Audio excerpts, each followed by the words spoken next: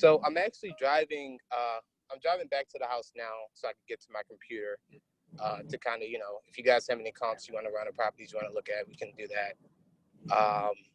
But in the meantime, does anyone have any general questions or like updates on what they've got going on? Yeah, actually, hey Mike. Yeah. I had a question. Hey, what's going on? I had a question. I had Carlos and Sabrina out at the property yesterday, and we had started doing demo on the ceiling, and Carlos mentioned, he goes, you could, because it's a popcorn ceiling, or it's got that nasty, weird texture on it, and he's like, you could just do quarter-inch drywall over the top of that. And I just wondering what your guys' thoughts were on that. True statement. Okay. Yes. He's also a contractor, so, Carlos knows his stuff, man. Yeah, but yeah, I think I told them that where with the whole quarter-inch thing. Anytime you can do quarter-inch, it's actually about the same price as half-inch, so you're not really saving money on the sheetrock, but you're saving the demo, so that's a little bit of money. Right. So for like for the electricity that's going and running through the ceiling and ductwork, just do strategic takedown on the ceiling? Pretty much. That's what we do. Yeah. Okay. Cool. All right. It tends to work. So you might end up tearing it all out for that reason, if you got a lot of electric and everything. Because sometimes, like, if we end up tearing half of it out, then you might just tear the rest out and call it a day. I hear what he's saying. If you're not really on a ton of rewiring and you're just thinking about popcorn ceiling, then you could just laminate over it. But if you end up doing a ton of stuff there, what we end up having to do so the electricians can work quick is like tearing like half the ceiling out or something. Okay. All right. Makes sense. Cool. Thanks, Mike. Yeah, you're welcome.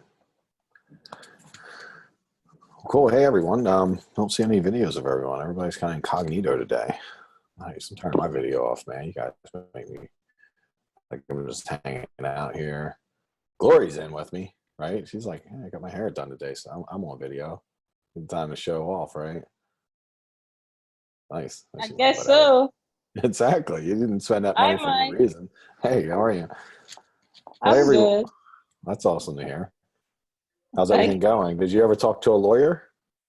Yes, I was able to talk to. I spoke to like 3 lawyers. One of them is giving me a flat fee of $1,200. Okay. Another one is breaking down the fee to like $250 to file for mediation, dismissal, and mediation. And then if we have to go to court, I have to pay $150 an hour for how many hours the court will take. I mean, if somebody's giving you like $1,200 flat fee, I mean, I feel like it might cap you off a little more. Okay, so that one is better. Well, you already have a court date, right? I don't know, what did they tell you? Yeah, what they are telling me is that court date is just like tentative court date. If I file my intentions and then I file my reasons, they are going to have to look for a real court date now. They're not going to go with that one. Oh, okay, got it. So that's just like if you don't do anything, then yes, they could try to get you if you don't show up and fight. Mm. That's my very legal technical term. They're going to try to get you. It's very legal. Also, I was thinking, are they suing the LLC or me? Well, I mean, that's a great question. You put it in an LLC, right? Yes. I know. So what are they going to do? Sue the LLC that has no assets? I mean, yeah, this whole thing seems super loose. I mean, I wouldn't play around with not getting an attorney, obviously, because like anything could happen if you're not there to represent yourself. But no, I mean, that's definitely a lawyer question, but I'm sure that does actually make sense. Okay. So I am scheduled to meet. I spoke with her today, the one for the $1,200, and then she said we should meet on Monday and then file the intention to, continue with the case. And she said we can dismiss the case based on the fact that they didn't report the letting defect, based on the fact that the EMD was supposed to give in at the time of the contract, because the contract said upon signing of this contract, a $1,000 deposit was supposed to take place, which did not take place. And also based on the fact that on that contract it said before this goes to court, there should be mediation, and they failed to mediate. See, I'm like an attorney. Like, whenever I get I'm getting my attorney Mike Green on you. See, my other buddies used to have their attorney Reggie. And they got my attorney Reggie. It was like some wholesaler one time. Lady said she was getting her attorney Reggie, and he was actually just like her nephew or something. I called him. He was like, "This is Reggie," and I was like, "Are you her attorney?" He's like, "Yeah." But he sounded really sketchy when he said it. I was like, I'm not feeling like this is an attorney. This is like some dude. And he ended up being some dude after I called him out a couple times. But yeah, so you get that the stuff I was telling you is all accurate because I didn't learn it. I mean, obviously my lawyers told me it when I got into some stuff before. So for like Kim and Justin and whoever didn't hear the story, just super quick so we don't spend too much time on it. Glory put an offer in on a property, and then before she delivered the deposit, found out there was like a major foundation issue that they were hiding and try to like not disclose to her. And then she's just like, I can't buy it. It was like a really big problem.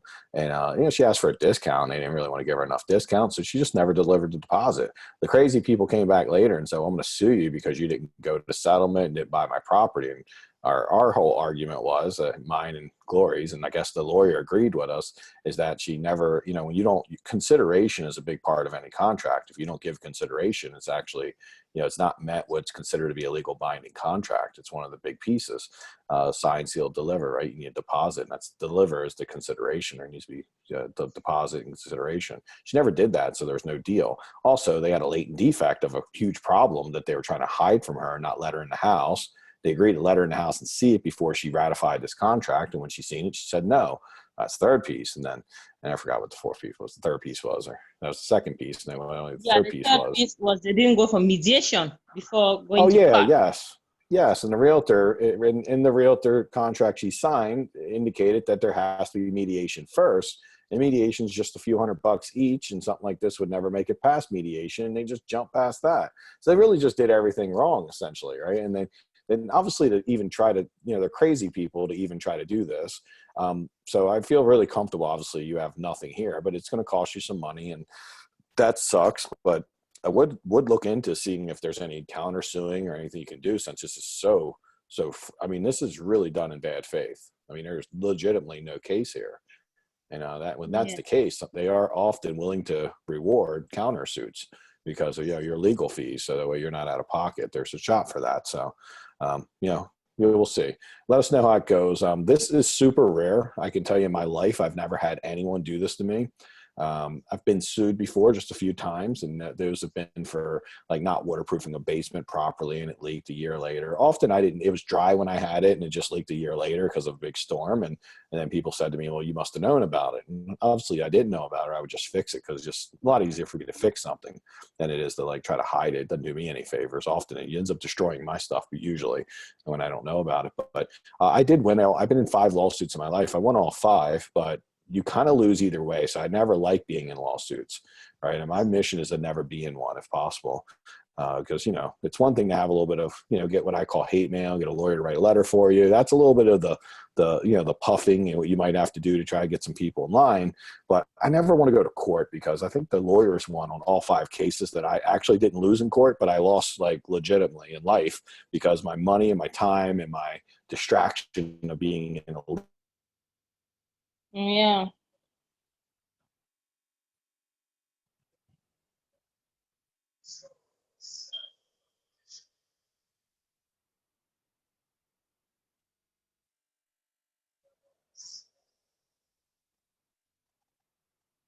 Mike is stuck. 3.5, 4 years ago, where I decided to stop being so pig-headed and so principled, and decided that I kind of just like sit. And this is your internet connection. Hold on, guys. So yeah, I stopped trying to be pig-headed, and I just started really sitting at the kitchen table with people when they have complaints, and then working things out. And I have not been sued since I started doing that. So ultimately, that's me taking the higher ground. Like in those 5 times I got sued, I knew these people were going to sue me, and I just was not paying them off. I was just like, I refused out of principle. And I didn't realize there's a little bit better way, and that's to just sit and let them hear you out. Often when they just say the dumb things that they're thinking, it gets really clear in their head that what they're saying is not adding up and making sense. So that's my best advice in the future for that. If you run into someone who's like, I got to do all these things, often they're just looking for someone to hear their grievances. The worst thing you can do is like a ghost them out or ignore them. And that's what I used to do, because I'm just like, hey, what you're saying is not right. And they totally weren't right, technically. But, for business, we always have to look at things like, what's the path of least resistance and going to cost my business the least amount of money? Because that's what really matters, right? And I found out that it's actually sitting and listening, right, and having a valid conversation with someone. So cool. Good luck with that. And, obviously, feel free to text me if there's any questions. I'm going to share a screen. I want to take and go over with everyone a couple deals we did on the MLS, and told you I would share that with you before I forget. That thing, back is that. So, Zoomtopia. Nice. You guys see my screen?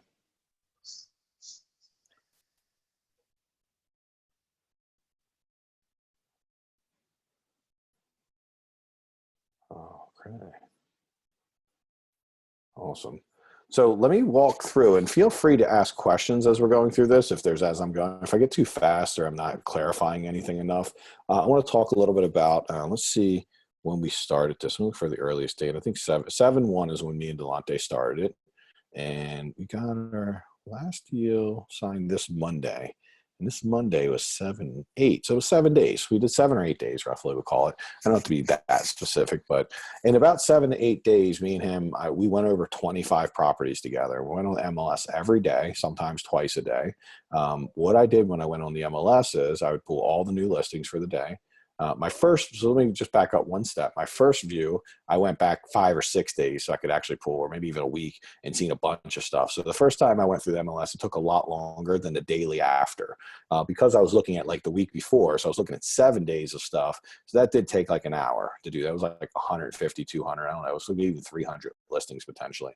And what I did with those is, in my area, there is a very specific price point of the things I buy.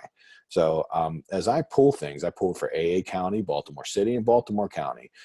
3 counties for me, which ended up giving me about, for a week, gave me 360, something like that, if I remember correctly. And then I organized them from lowest to highest. And the reason I organized lowest to highest is obviously I want to see the lowest priced properties on the MLS, because they're generally going to be the most, they're going to be in the worst condition. They're also going to be the best properties for me, potentially. Now, in Baltimore, obviously, there was a bunch of junk, so I just weeded through that, got rid of it, and didn't even do it. And I'll show you in a minute how I do it. I'm actually going to go on the MLS and do one in real life for you and show you how fast it is. I'll do one for today.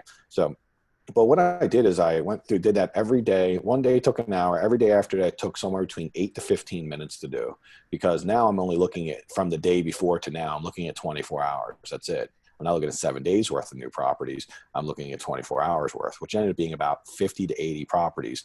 And what I'm really doing, so that it doesn't take like an hour, hour and a half, is I'm literally just going through and I'm looking for the properties that make the most sense. The properties look like deals, properties that made sense to me in the past. If you haven't done any deals, then obviously, you have to create your property avatar. So for me, I find that I've made the most money over the years on single family homes that are about 1,000 to 2,000 square feet, and age-wise are going to be at least 50 to 60 years old. If they're too new, they're not going to really, we're not going to get a good deal here, at least. In some markets, other than Baltimore, that's not the case. Like Ray's constantly getting in New Jersey, he's constantly getting new stuff. And so you will see that sometimes. It's like, but in Baltimore, because we have a lot of old inventory, it ultimately is definitely going to be, they need to be a little bit older, if that makes sense. 1 second, let me see if I can, there we go. So I went through 25 properties, and of the 25 properties, we went and seen about 10 of them, right? So we're 9 to 10 of them. We actually got in a car and drove to 9 or 10 of them in 7 days, by the way. And our net outcome of that was 2 deals that we got. So let's take a look and these, see if we can show you the 2 we got. Where are they at? Oh, yep, Hillcrest and Bosworth. So we got Bosworth and we got Hillcrest. Bosworth is in, and I can just tell you the quick numbers on it, but we bought it for, let's see, no, that's not on here, but I'll know. basically it's roughly about 260K ARV, about 85K in renovation, and we bought it for bought it for 101,000. Yeah, 101,085. So about 186 in, but it's worth 265, 270. About 40K in profit. So we're always like about half of what we put into the renovation we want to make in profit. It's a little bit of a bigger rehab, but I've got the manpower to do it, and it's pretty nice. Even though the reason it's so much money, which is unusual, is it's a little more money because it's a bigger house, about 20-some hundred square foot home. It's actually already framed out by another renovator who kind of came in, demoed it for me, framed it out, has some electric ran, some plumbing ran. Has all new windows, siding, and roof on it. So that's pretty big. Like that he did all that stuff for me. Thanks a lot, man. I appreciate it. He did all that stuff for me. And the reason it's so much money still is because it's a bigger home. And the bigger a home is, like, think of it like this. If you renovate 1,000 square foot home and it just needs 30K for a cleanup, well, if you did that same cleanup on a 2,000 square foot home, then in theory, it should be about 60K instead of 30K. It's just the way it is. Another great example, one we're working on now, there's a house we're working on now. It's built in 1998 and it's 3,200 square feet. Very good condition overall because it's, only 20 years old, 22 years old, but we're going to spend 80K on it. It really is about a 40K cleanup, but it's times 2 because it's 3,200 square feet. So everything's going to cost a lot more money when you're doing that much square footage. And there's a built-in pool and a bunch of other stuff and 4 acres. And all. So it's going to eat a little bit of money because it's big. So think about that whenever you're considering your size. Like if, something somewhere between 12 to 1,600 square feet, it actually usually will run very considerably the same. 50 or 60K for somewhat of a full renovation. But if you start getting a lot of crazy things added to it, that can go up pretty high. But you take that same renovation that would be 50K, and now all of a sudden you make it like a 3,500 square foot home. That's going to really eat a lot of money, even when it's a cleanup. It doesn't even have to be that hard to eat 80 or 90K. So when you think about this one at 90, it's actually not too hard of a rehab. Part of the reason it's like 85K is because it's really big. So it is set up nicely and prepared for us, so we'll be able to jump right in. So we got that deal. It's about 45K. And then I really like this other deal we got, and it's this one right here, Hillcrest. See if I can mark that one. This one, and oh, by the way, let me give you the real kicker of this. I want to walk you through each and tell you how we got the deals done, essentially. So the one deal, it was listed at $60,000. The one we offered 101 for. So part of why we decided that was a really hot deal is anytime I'm on the MLS and I look at something, I'm like, wow, that's really underpriced. Well, I know I'm going to have a lot of competition, right? That's a no-brainer that a lot of people are going to be attracted to a house that's listed 40K under what I could pay. But what I've experienced over the years is that most people are greedy pigs and don't like to pay what they should. And me included, by the way. I learned this from being a greedy pig myself. So no judgment for everyone as being a greedy pig. Thank you for being one. I had been one for years where like we see something and we often think to ourselves like, well, how low could I get this? How cheap could I get this? If it's listed at 60, you think they would take 20 over list and maybe I could make 50 or 60K? Oh, that would be awesome. But what I want you to know on the MLS, if it's going to be a source for you, like the MLS is not going to allow you to make 60 and 70,000 bucks. It's going to, for like a 250K property, you're going to be making about 30 to 35K, 25 to 35K because of how well the MLS is marketed to the world and how many people see it. It doesn't give you room to make like big scores. But if you can go in there and do a house and constantly get free stuff that you don't have to spend a lot of marketing on, then it's totally worth it, by the way. I mean, it's totally worth it because like I love doing houses on the MLS and making 35K. And how we make more money sometimes is when I really nail those houses that we're supposed to make 35 and I end up getting 10 to 20,000 over list, then the 35 turns into a 45 or a 55. But I never go in the door expecting to make 30, like 55. So when I had a house that was listed for 60, my thought process, which this is a big mindset shift that I've made over the last 2 years, it's really been getting me a lot of deals on the MLS, is instead of thinking like, well, what would they be willing to take? I also just really got inwardly focused and said, well, what is the maximum number I can pay to make, what I feel comfortable with? And when I looked at this, I'm like, yeah, I really need to make about 40K because it's 85K in work. And so I looked at what 40K was, and that was a $101,000 offer. Now, did I in my head think, well, wonder if 90 would do it? Of course. But the reality of what I've seen over the last 3 years of doing this and really paying attention to every deal I've won, every single time that I win a deal like this where I pay way over list, I always go back and poll the agent, and they're almost always willing to give me the information. And the feedback I get every single time is something along like this. This is a scenario that's very common. So I'll give you the last one that we did because I don't have the feedback yet on this one. And I don't know what it actually is or whether she'll even give it to me. But the last one I did that I was listed at $60K and I offered 107 for it. So I offered 107, and the feedback the agent gave me was we had 36 offers, and one offer was at 105. You came in at 107, but the next highest offer was at 85. So it meant like of 37 offers or 36 offers, everyone was coming in like legitimately $20,000 less than me and this one other person. Now, the funny part of that story is me and Dave back in the day were looking at this, and me and my acquisitions guy were looking at it, and I was like, I wonder if I could offer 101, because that's like 41K over list. And then I thought to myself, like, you know what, let me just offer what I can, because I kind of don't want to be in a position where I offer 101 and the guy just beats me for $4,000. And there's always at least one person that's going to usually understand and go for it, right? And understand, just pay what you can, because someone's going to max that number out. Every single time I've done this, I've had about 20 deals I've done in this scenario. It's a very common winning scenario for me. And I've done a lot of deals this way. And every single time there's at least one or two other investors that understand the game and understand to pay more. Now, I'm often just beating them because I really go hard. Like, I don't play games knowing it's a competitive situation. Now, I'm leaving good profit, but I'm just not being greedy. I'm always looking like, how do I optimize this deal? So that one deal, if I would have offered the 101, I would have lost it. And that ended up being a 45K profit, by the way, the deal I was talking about before. This one here, she hasn't given me the feedback yet, but she got a lot of offers on it, a lot of action, obviously. They held it for a week, so they got a lot of offers on it. So I'm assuming that would probably happen is the reason I won, is there was just a lot of other people looking at it and saying, man, I wonder if I can get it for like 20K over list. So don't be that person, because I've been that person. And obviously when you have the MLS, it's just not the time for you to try to like steal something, right? It's not the optimal environment to be a little bit like try to like increase profits. I believe increasing profits, you can do it through nailing your layout, really getting a really beautifully designed layout, getting your design nailed down, and then pricing it really well on the back end and doing a great job of negotiating the contracts up. Really just being good at what you do is how you make more money on a property. If you think you're going to go in a competitive scenario and like just lowball people, you're probably going to lose a lot of deals and not ever win. So a big part of getting to where you start taking down, like now maybe you look at 10 deals, you get one of them instead of looking at 30 and getting none. Like this starts happening just by like tweaking a little bit, right? Just getting a little more out without being foolish, obviously. But there's many times when I sit with students or people in the mastermind that I can look and say, dude, if you did this, this, and this, I think you can get more and you can spend less here. And you know what? Now you can offer $5,100 more. And that $5,100 is often the difference between you winning and losing.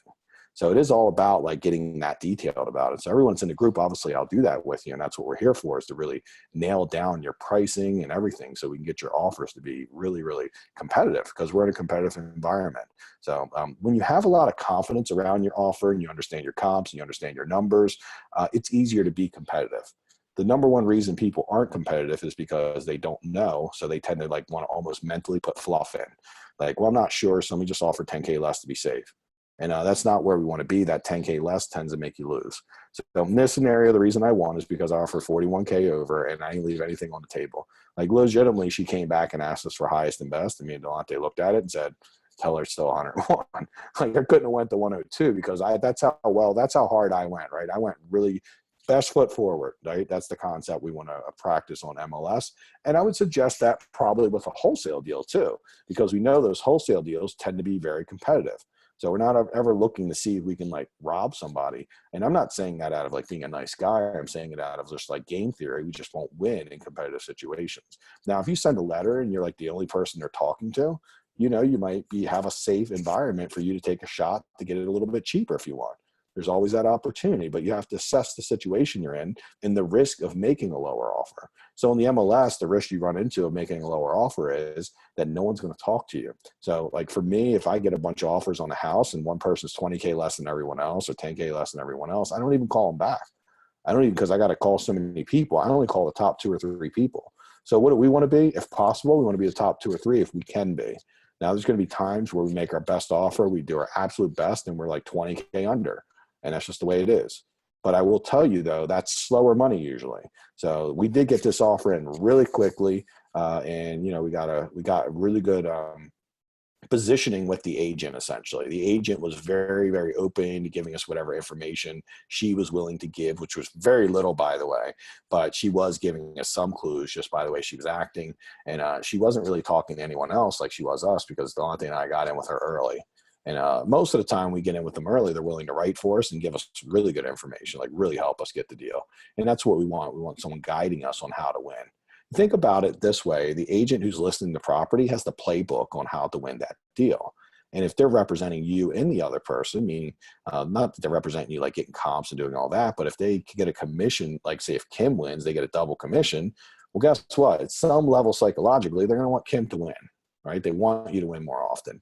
And that's a huge advantage today when we have like so many competitors. We have to be, and they're only can do that for one person, by the way. So speed, and you know, me looking at the MLS every morning at like 8, 9 o'clock in the morning, and if there's something that's really juicy out there, speed is what wins on the MLS. So like the day I seen something, I looked at the MLS at 6 o'clock in the morning, and I seen something, and I went out and seen it. I went out and seen it like an hour later. I was there by like 8 or something, or 7:30 or 8, and I went to go put a bid on HUD. I could pay like 5K higher, and it was gone. And it was gone because you know why? I didn't look at the MLS for 2 days. I took 2 days off because I got 2 deals and I was dealing with my deals, and I got like a little bit busy with the coaching, and I took 2 days off. So this deal was like 3 days on the market when I seen it. And if I'd have seen it day 1 on the market, I win it, like period, I win it. So I'm putting it, and by the way, if you guys don't know what this orange is for me, if you want to understand my color coding, I think it says what it is up here. Oh, orange, look what it says. It's so funny. So critical of myself. Let's see. I should say it up here, right? Oh, where's the colors at? Oh, cool, right there. Orange was a deal. I was too slow. Well, that one that I missed this morning is going in the orange category, because I like to emotionally beat myself up like nonstop, because I want to be very aware of my mistakes so that I can stop. You know, I jokingly do that, but I have tough skin. I just want to be very aware of like what I missed, because see what I missed, every single one of these, because I was too slow. It's a decent amount of deals. Now, obviously I wouldn't win all these, but I have went back and looked at the price they sold for, and they were very much in my ballpark. And if I wouldn't have been 5 days on the market negotiating this, and maybe I'd have been day 1 on the market, I would have had a much better chance. And my probably best guesses of all these properties, I could have got at least 2 or 3 of these. Right, not all of them, obviously. I think that's crazy to think I get them all. That's like probably cocky. But I think a couple of them, right? And now if you look at like these right here, these blue ones are the ones I've gotten in the last like, I don't know, a month and a half or something. And it's like 5 of them or something that I got from the MLS. So those 5 came from being fast. That one right there, an hour on the market. This one right here, like legitimately, like it's day 1.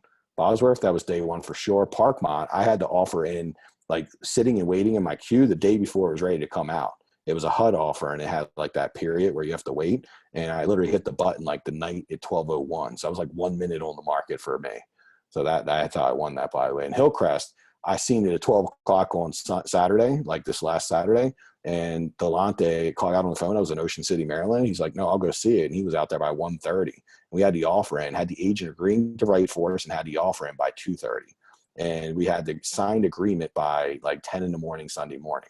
So under 24 hours, like probably 22 hours, we had a signed agreement and had it off the table for anyone else. Now this deal, this is the second one I want to talk about, this Hillcrest. It was listed at 79K. The ARV on this house is about 200K. And it is in really good condition. It's like, let me show you guys. You see, probably wondering, is it really that good a condition? It really is in great condition. So it's actually rent ready.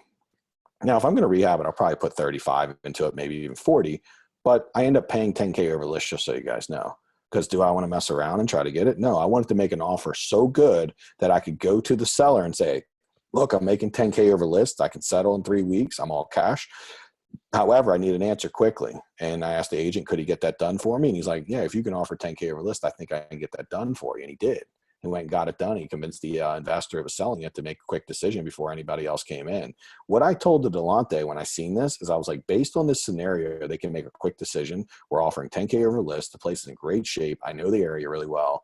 I was like, dude, I think we're out of this on Monday morning. Like, I think two things happen on Monday to Tuesday would be that it's either gone and off the market, or there's enough new interest that I'm now all of a sudden I'm not the only person talking to them, right? You know how it works. If I'm the only person having a comment, me and Scott are talking, he's like, let's get this deal done. But if then Glory and Steve and all the other people start talking to him, now they're like, hold on, everybody wants this. Let's wait and see what happens. Because see, they got the confidence to wait now. So this is why slow does not win on the MLS. If you're looking at something, 10 days later, it's just going to be like, probably aren't going to be lucky enough to get that deal. And I'll show you this one very quickly so you can see my screen. But this one was, see if it'll come up. And then I'll walk you through how fast I do it. So the secret to this working, by the way, is if you spend too much time on it, you'll actually be ineffective at it. So that's what we'll train on, is I want to train you guys on how to be really effective. Because too much time is bad. I got to move your faces out real quick.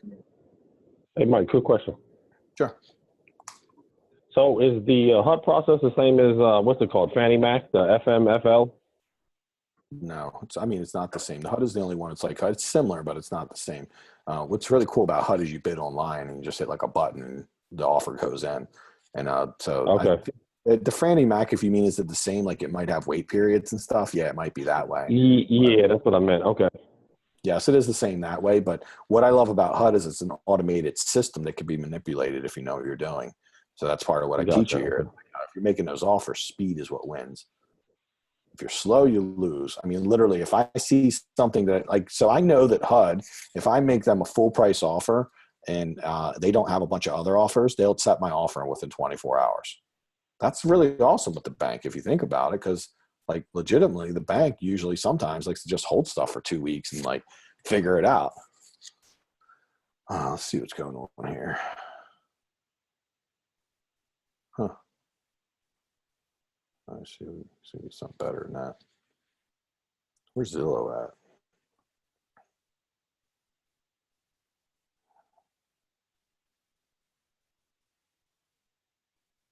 I don't know why they weren't coming up.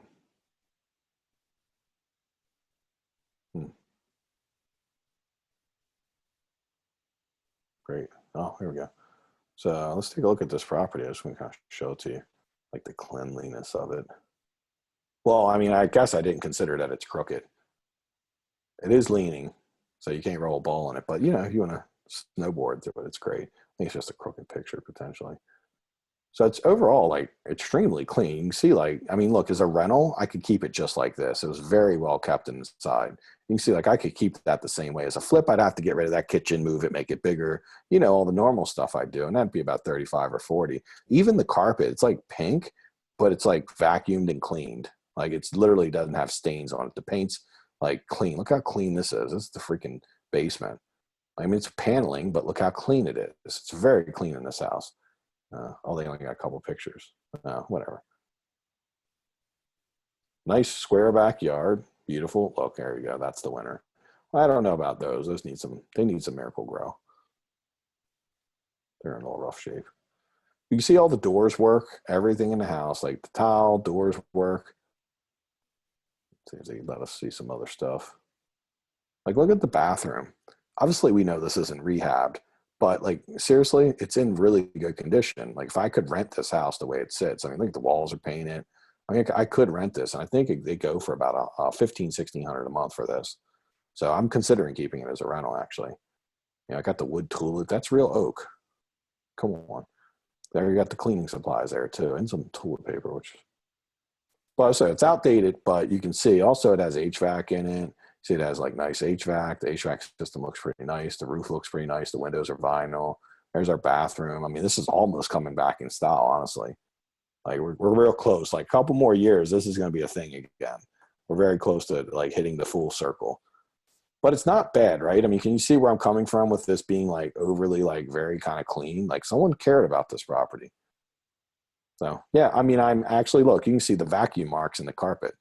Isn't that funny? You don't normally see that in something you buy online. It's usually like poop marks or something. It's not vacuum marks. So, yeah, it's a super clean house. And I'm really excited to get this. And it's in Brooklyn Park where I grew up.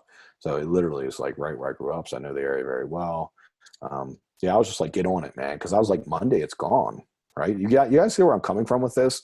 And I think it's part of like, if you want to win on the MLS, you want to win with wholesalers, You want to win with absentee owners or probates, any of those, right? It takes you having this understanding. You have to hone this part of your brain that understands when something's a really good deal, and like, whoa, like make sure you get on it. And by the way, it's 3 bedrooms, 2 baths right now. So it actually has everything I need.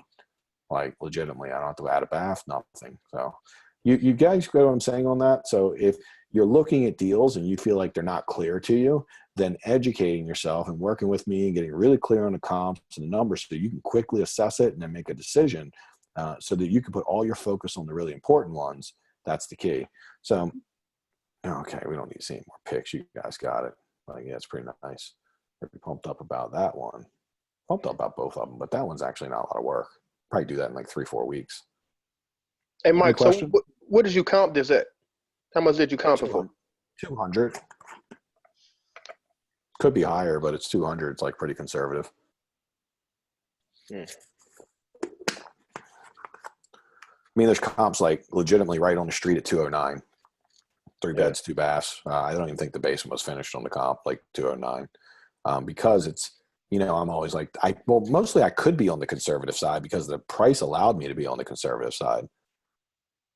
Yeah, I didn't have to like go crazy. And I did have an in on it as far as like when the agent told me they would write and that they could get the investor to make a decision quickly. I knew I didn't have to go crazy and offer like, you know, I probably could have went to like 105 or something. And I didn't have to go crazy on it because I knew I had a really good position that would allow me not to like lose it all. So even if I'd have got a no or a counter, I would have been in a negotiation on Saturday, right? I knew I was going to get an answer one way or the other on Saturday, whether it's a no, pay me more. And then we could have went from there. I suspected based on how sold the agent was on my offer that he would sell the investor on it. So that's why we like when they offer for us and they tell us where we need to be. Because when they tell us where we need to be, if you can somehow meet that and that still makes sense for you, then the agent now is on your team, right? They're Team Justin now. And even though they're actually not supposed to be Team Justin, they're supposed to be Team Seller, but they just are because like they're not trying to do anything illegal or wrong. They're just, you know, in their head, they've already fully convinced themselves that, you know, this is a good offer. And the number one thing a seller asks the agent when they come with an offer is like, what do you think? Right? I mean, Glory brings an offer. Even the first thing, I'm like, Glory, what do you think? And if you're like, oh my God, this is a really good offer. This guy can settle. He's all cash. He's serious buyer. But listen, he's looking at another property and he really needs a decision today. Now, he said he was going to make you a really strong offer so he could help to make the decision easy. Exactly what I told the agent. I said, look, I mean, I know I could probably get this a little bit cheaper, but I'm going to make you a really strong offer so that I can get a quick decision because I'm in a unique position where I only got money for one house and I got another offer accepted and I got to decide whether I want it or not. I prefer yours because I love the area. Yeah, I prefer yours because you have flowers in the front, whatever it is, right? I like ranchers, you know, the other one's a Cape Cod, whatever, right? But I prefer yours and that's it. When we use this language with them, it allows us to figure out, could we get a quick decision? You see, the worst case scenario would be if they take our offer and they stall us and take like 5 days to get back to us. Because imagine if they'd have done that on this. I think I bought this for 98 and 100% my belief is if they'd have got back to me 5 days later, I lose. Because I think someone would have kind of came in and a little slower money, maybe a newbie, maybe would have seen a 230 comp that wasn't relevant, would have used it and came in, look how clean it was and think I could do it for 20K. And, you know, they thought it was a great deal at maybe like 10K more than me and I would have lost. So not always, but sometimes, you know, most of the time I do lose though. And when I say anything to anyone in the group, know that I'm only telling you what the majority is. Nothing is always. So if I do say this is what will happen, no, I'm only saying that's going to happen the majority of the time. I'm always statistically looking at the data and saying like, okay, in this scenario, this is what wins most of the time. Does anything ever work all the time? Heck no, right? Nothing works all the time. Our job's just to use best practices that work most of the time to get us a good result. We want the odds to be in our favor. So I know in this scenario, the odds were in my favor. Didn't know I'd win for sure, but felt good about it. That's why down Ocean City, I literally ate a funnel cake and I was like sick to my stomach. And I'm like, I got to go back to the room and get Pepto-Bismol because that funnel cake was amazing. And it was way big and had a lot of sugar on it. And I've actually had to go on a diet since then because I almost killed myself eating that funnel cake. It was out of hand. They should be arrested for selling those things. It's like selling drugs. But I'm like in my room and I'm like, let me jump on the MLS. I forgot to do it this morning. And I did it at 12 o'clock. And like 10 minutes later, I found that property. I found this and one other property, by the way. So I'm like, Delonte, I got 2 hot ones, but go to Brooklyn Park first because that one looks really good as far as the situation, the pricing, the house, where it is. All those things came into play when I was figuring out how good is this deal. So I got him there. And when he got there, he's like, what do you want me to do with the other property? I'm like, forget the other property. The agents agreed to write it. Go back and write the offer and get it to him. Like, this is in the bucket, right? This one we've gotten total agreement on. I'd be surprised now with all the agreement and I'm saying I can get this pushed through. We said forget the other property. And then we did a little research on the other property. They were actually holding all offers till the 22nd. So the other property was listed at 99. I could pay about 105 for it. I think Nick talked to the agent the other day and they said it's like over 130 now already.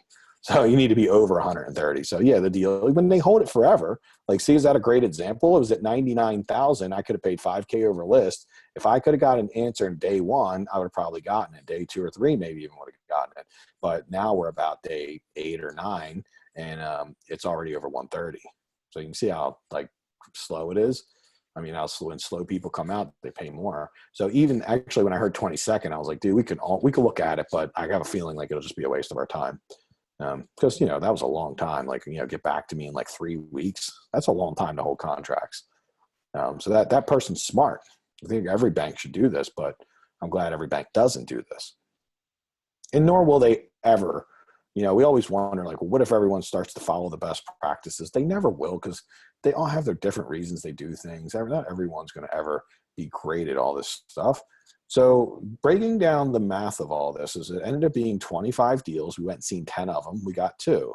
And we're working, and we have of these blacked out ones that you can't see is I think 3 properties that we're working on right now that we think we have a shot on. So we've gotten 2 out of the 25 already. And I have a feeling we're going to pick 1 or 2 of these up still.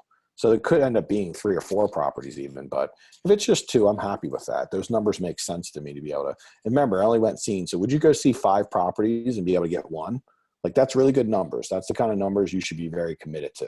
If you can go take time, like, I feel like, did I do that? I don't want to mess it up. But if you can go see 5 properties, get 1 of them and do the others, then you're good. So I'm going to jump on the MLS and just show you guys how I do it so you can see it in real life and just watch how fast I'm doing it, because a big part of winning with this is doing it fast. I mean, really fast, because if this took me an hour every day, I wouldn't likely stick with it. But it took me 8 minutes this morning. I started, like I said, at 6. I was done at 6:08. I looked at the clock, and it was like 6:08 when I was done. And then when I found the 1 or 2 I wanted to look at, I then did a little bit of comping. Took maybe another 10 minutes, and I put my backpack in and jumped in the car and rolled out. I had another appointment too while I was out there, so I kind of, you know, optimized my time. So let me jump in real quickly and let's get in Bright MLS. And any questions while I'm doing that, if you guys have any questions at all, any clarity you want, please ask.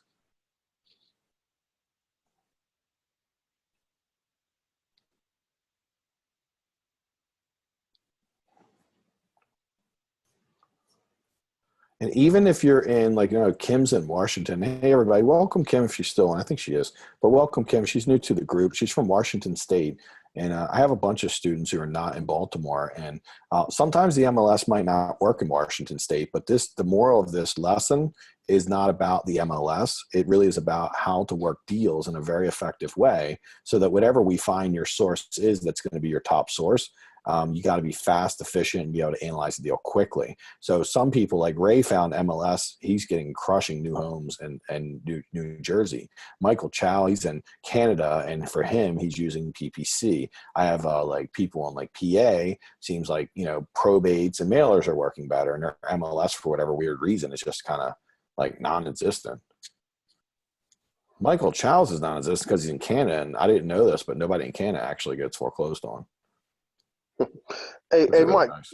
So that one that you put you were 40K over, were you in contact with the agent? Did the agent put that in for you, or you just took on your gut feeling, you put it in 40K over? I never put my offers in ever unless they make me. So Delonte tried to get her to do it. She said, no, I can't do it. Then we called her back, tried again. She said, let me talk to my attorney. And then the attorney said no. She was adamant that she couldn't do it. So all I was trying to do is either have her write it or 100% assure me she wouldn't write for someone else.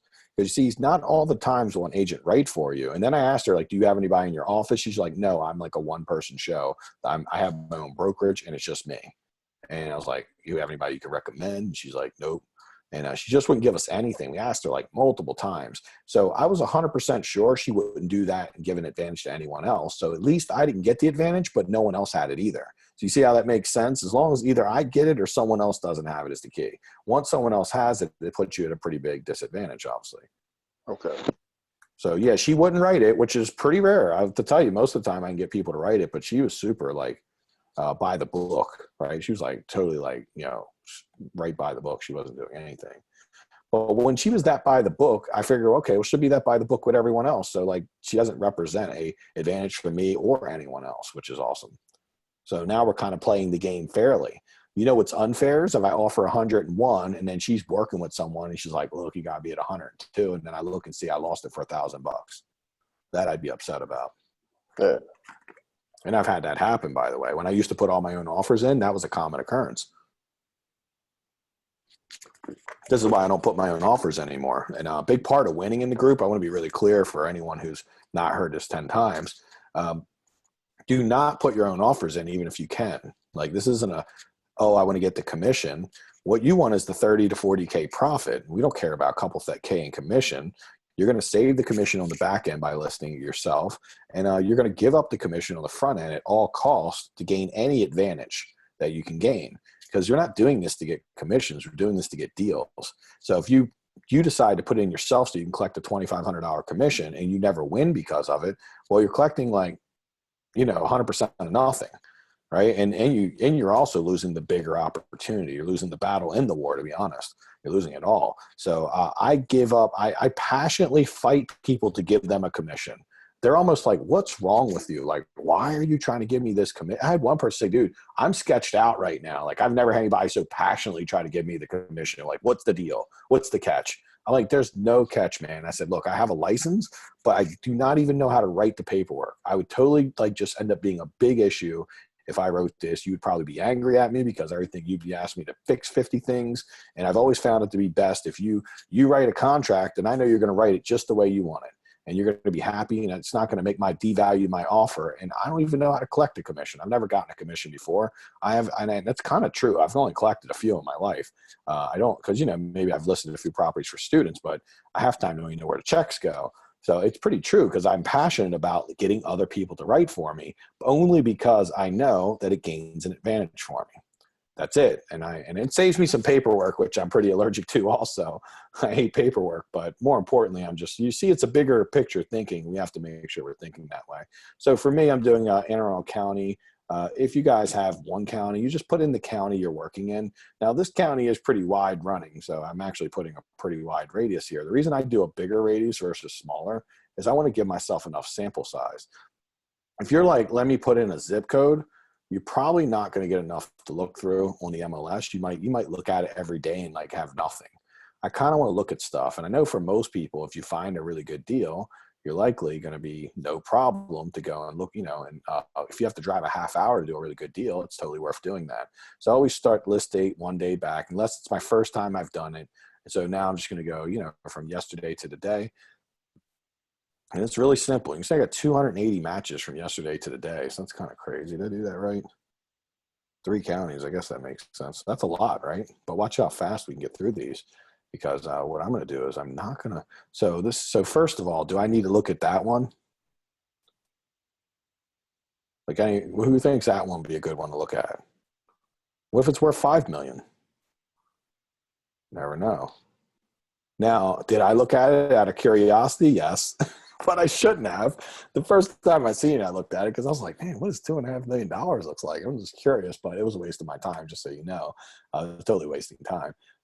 But what I do is just right here. I just start with lowest to highest. So then the next thing I like to do, instead of looking at the agent one line, I'm going to go right here and go to the thumbnail. The reason I'm doing thumbnails because I want to look at a house. And for me, I need to look at like, what have I flipped before?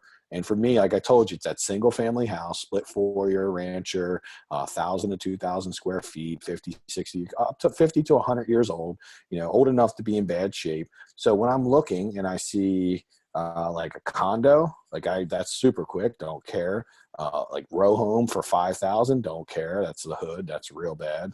Like that's all. This is real bad. I'm shooting through this like nothing because it's all just really not good. These are all just like drive-by streets. And I'll show you where I get interesting.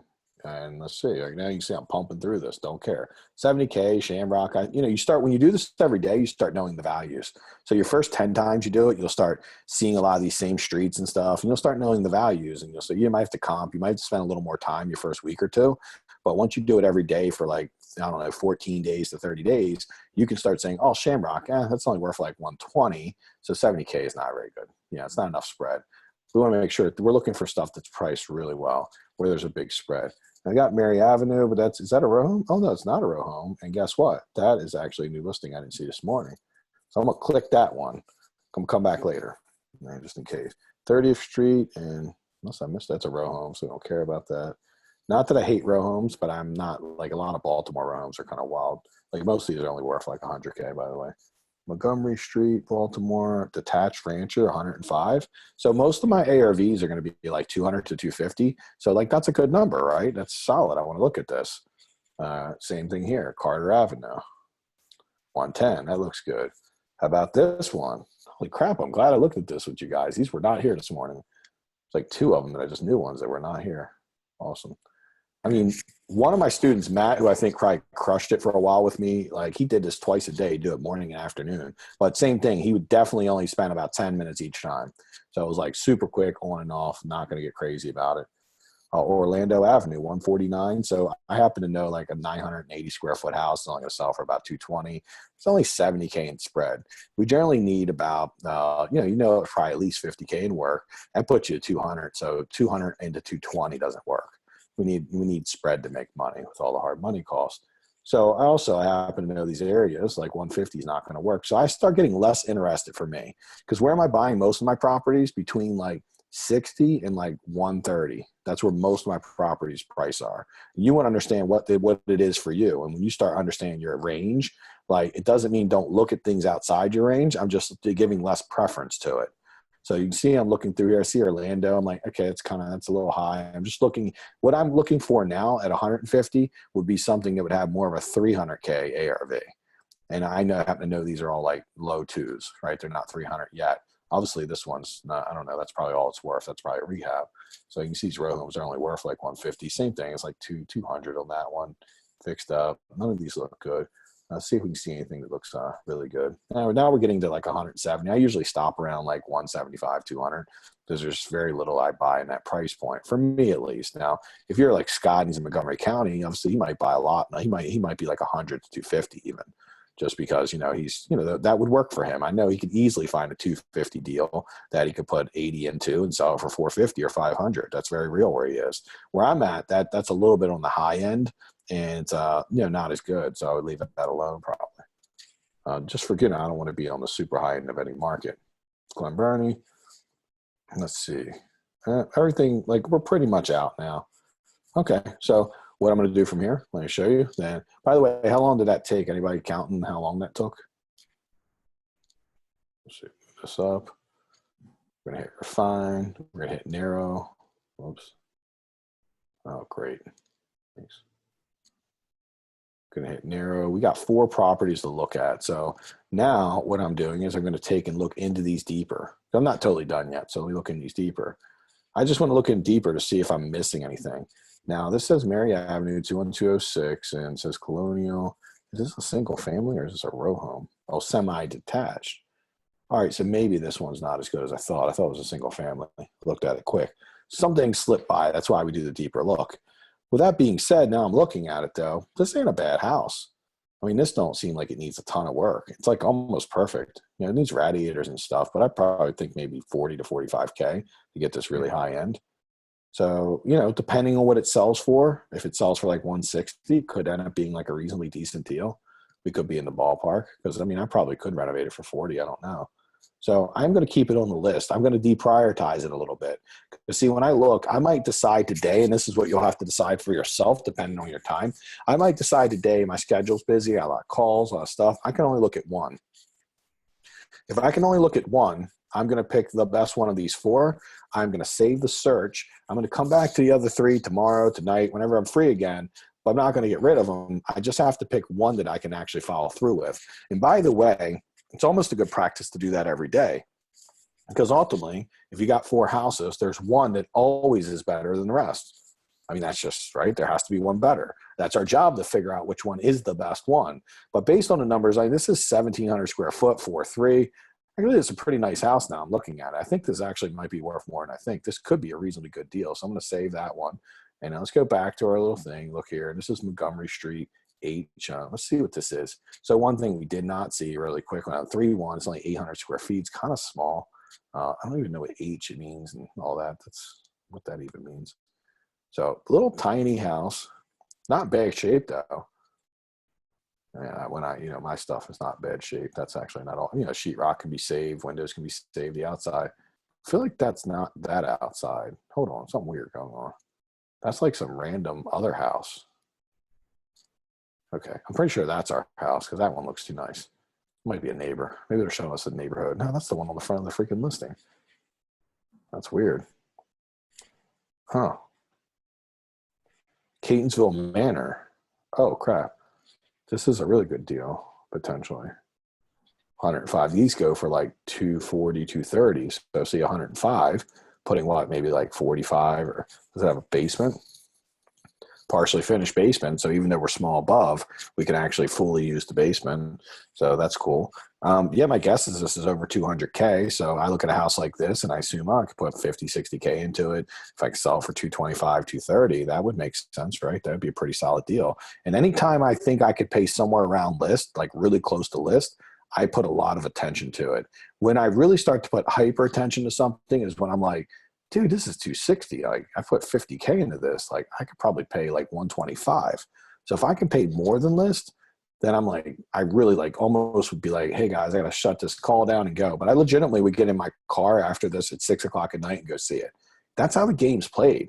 Like you're going to look like for like once a week, once every 2 weeks, you're going to find one where you're offering 40 or K more or 10K more. And when you do find 1 or 2 a month, you really have to take your best shot at it. When I see something I'm paying over list, I get a lot of those. I like kind of surprisingly high like winning rate on those. So I like this one too. So by the way, this is a pretty awesome one. Let's see. So I'm liking the first 2. I'm definitely going to do more research. Carter, 5.2. It is another semi-detached. These are tricking me. I look like a single family house. But it is 5.2 and a half and 1,400 and some square feet. So it's actually a pretty nice single family. My guess though, is that is only about a 170, 180. Now let's see what condition it's in. No, it's a pretty decent condition. It's not bad at all. Yeah, it's not bad. So by the way, this is the one I went and seen 7 o'clock this morning. So I can kind of tell you everything about it. It's nice. It probably needs like 40K in renovation, and that puts you at 150. I haven't comped it yet, however, because I haven't gotten to it. But I'm thinking I would have to offer less than 110, just quickly in my head, because I don't think it's more than like 180, 190 max. It might be like 170, 160. But houses on Carter, I sold a couple on Carter, and they sold for about 220, and they were single families. However, this is about as big and has as many bedrooms and is as large as my single family. So I just don't know how much somebody would pay for a duplex versus a single family. It's usually always less. So my assumption would be at least 40 or, considerably less. So this one I got to run the numbers on. This one's new. I didn't see that, but see right off the bat, it's a 2-bedroom, but it does say 1,000 square feet. Now, Nick's got a deal he's working on. I'm actually putting an offer in for him after this. Nick's got a deal he's working on. It said it was a 2-1, and me and him seen it. It happened to be a block from Tanya's house. And when I was at Tanya's yesterday, we just walked around, around the corner and looked at it with him. And it ended up being able to change the layout, turn it into a 4-3 when it was all said and done. So anytime that you think that a 2-1 and you're like looking at the square footage, and we're going to look at the pics in a minute, you think you might be able to like reorganize it, make it like a 3-2 and put a bed or a bath in the basement, fix it up, then that's something worth talking about, because like I see a lot of times when people incorrectly will list houses as 2-1s when they're really not 2-1s. So when I see 1,000 square feet, and also what is this, a built-in front porch, we might be able to use some of this built-in front porch. So you can see that we might be able to convert that into some space. And like that, I think I'm looking at this right now, and I think with 1,000 square foot and a built-in front porch, there's a decent chance I might be able to convert this. By the way, this is not like really clean, right? Like, geez, looks like they painted it and everything. I mean, it's a little outdated, but it's actually another one of these houses I feel like is really clean. But that doesn't really do us any favors. When we see it really clean like this, just know it actually sucks. Because like when it's really clean like this, it's bringing our competitors out. It's empowering our competitors and making them think like, oh, this house ain't that bad. But look, you got pipes everywhere. You're going to have to put ducts. You're going to end up having to tear it apart a little bit. You know, the kitchen's not going to fly. So, you know, honestly, if this thing looked like a dump, you're talking like $5K more, because there's a lot of things you're just going to end up ripping out anyhow.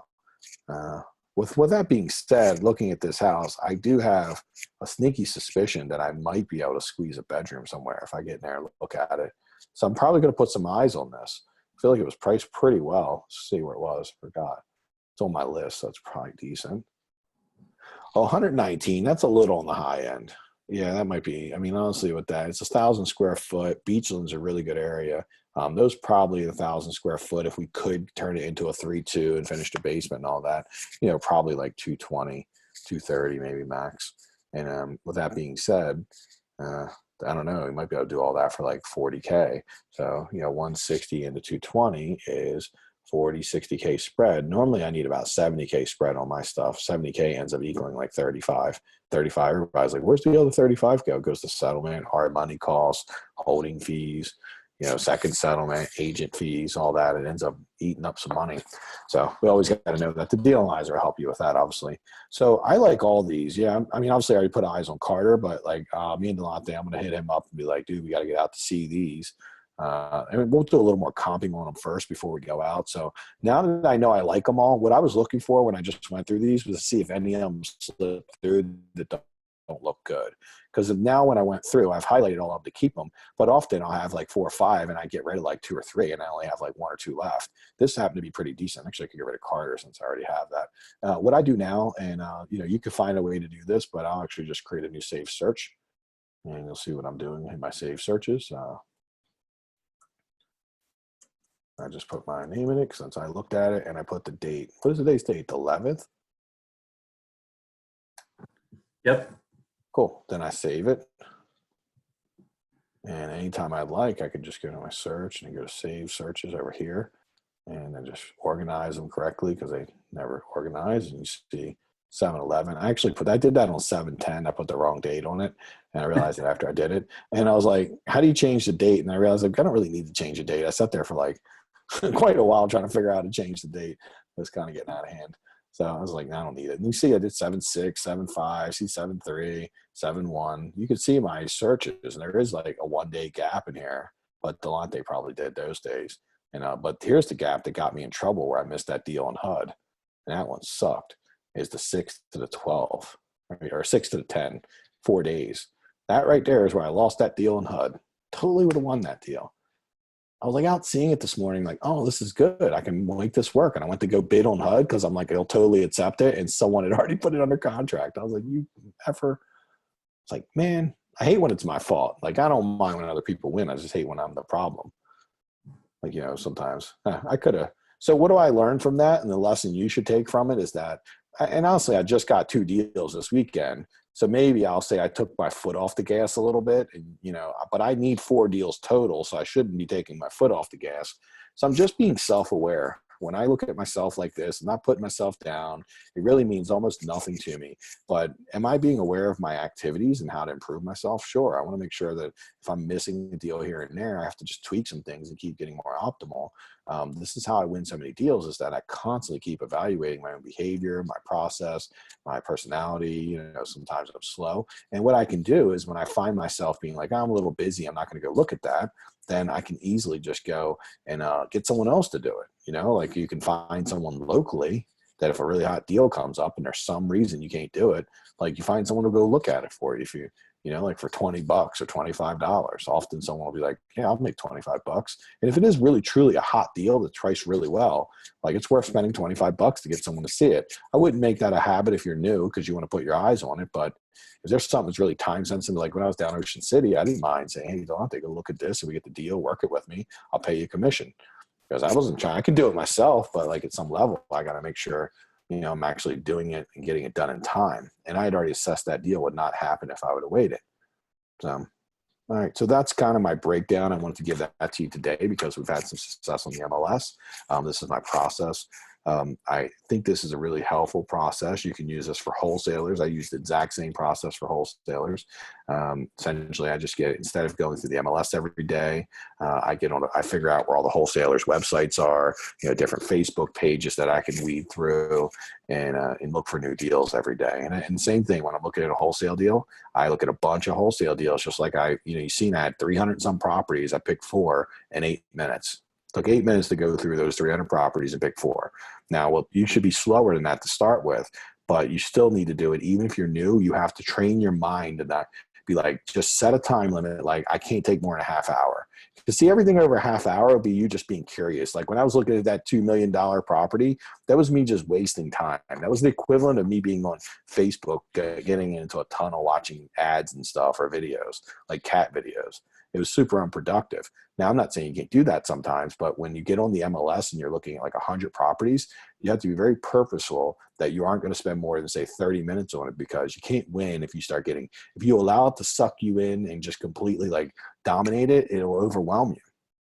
Now, it also is training the part of your brain that I think is the most valuable part of your mind that you have to tune up and get in shape as a house flipper, and that's your decision part of your mind, the part that makes decisive decisions. Because every day in this business, we have to make decisive decisions, and they're not easy. We have to risk sometimes like missing a deal. I made a decision to eat a funnel cake and a second funnel cake, and that's why I didn't get that HUD deal. So now hopefully I'll live through next week. Poison funnel cakes. So you get my point, but we want to be decisive. Every day I've had to make decisions. Like people call me like, Mike, what do you want to do on the rehab? And I could sit there for hours thinking about it. I'm like, just do this and let's see how it works out. And I'm okay. I've gotten really okay with like not always being right, but just knowing, okay, I'm going to be right a lot. And it's sometimes often better to make a decision than none at all. And that's what we have to do when we're looking at 200 properties like that. So if you're working with wholesalers, it's the exact same thing. You have to figure out where am I going to create like houses to look for. And once I look at those houses, then how do I weed through them without driving myself nuts? And wholesalers, like, believe me, just look at them. Don't pay attention to what they say the comps are. You got to actually just quickly look at the comps, and then you got to look at it and look at the picks and be like 50K. Or whatever, start to get a feel for how much renovation it'll be. If you don't do that, then, obviously their numbers are usually always pretty off. That's just, unfortunately, like reality. You can't do nothing about that. So what kind of questions or feedback, let's get the conversation started now that I've kind of fully went through it.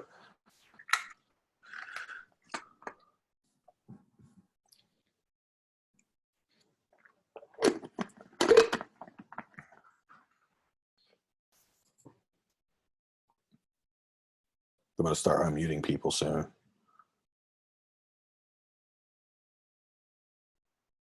All right, I'm going to eat dinner if you guys don't have any questions. All right, go for it. Hey, Mike. Hey. Is there a way to find out, like, if you don't get the deal, can you find out, like, what the deal is that the offer that they went with? You can. Well, first, it's hard to get it out of the agent at that point, but it'll settle in a couple of weeks, and you just go back and you can see what it settled for. The MLS usually will list it. If not, you can go to like tax records in any state. Usually there's somewhere in your state that has the information of like what something sold for. And Zillow will often tell you too, by the way. If you go to Zillow, it'll be like last sold for X dollars. And yeah, you can get that information pretty quick. Okay, but you can't get it from like 32 Jones. I told you that we put an offer in and then we didn't get it. So we're trying to figure out they never came back and countered or nothing. It's just they went with another offer. And we're like, our offer was pretty strong. So we wonder, why we didn't get paid. Well, and or is you it just should time do to move on? No, it's never time to move on. That data, you need that data. You just won't get it right now, unfortunately. What I would do is call the agent. So this is my step plan B for you. Call the agent and say, hey, let me ask you, was our offer in second place or even close, or was it pretty far behind? And whatever they say, like, oh, the reason you're going to ask this because they're like, oh, you were in second place, there was just someone better than you. Then you want to jump right to, hey, can you hold me as a backup offer in case anything goes wrong with this one? That happens quite often. You'll get deals. Sabrina in PG County, where it's very, very competitive, she's gotten a decent amount of her deals on the MLS have come from calling things that she lost on, and then something went wrong. Because see, the person that pays like more than you paid, they're highly likely to fall out of contract. It's not unusual in someone, if you paid like a really strong number for your house, I know you paid a good number or willing to pay a good number. So if someone paid 10 or 20K more than you, there's a decent chance that they're going to figure out they overpaid. And when they figure that out, they usually drop out of the deal. And sometimes they've even made an offer 20K higher with a contingency. So the banks have done, you know, if somebody makes 20K higher, but they're like, I need a 10-day inspection. Well, it's not uncommon the bank will take a shot and see if they get the extra 20K. They rarely ever get the extra 20K. In that scenario, people only go to settlement about 25 to 30% of the time, just so you know. In a house that's as is, at least on a nicer house, they go more often.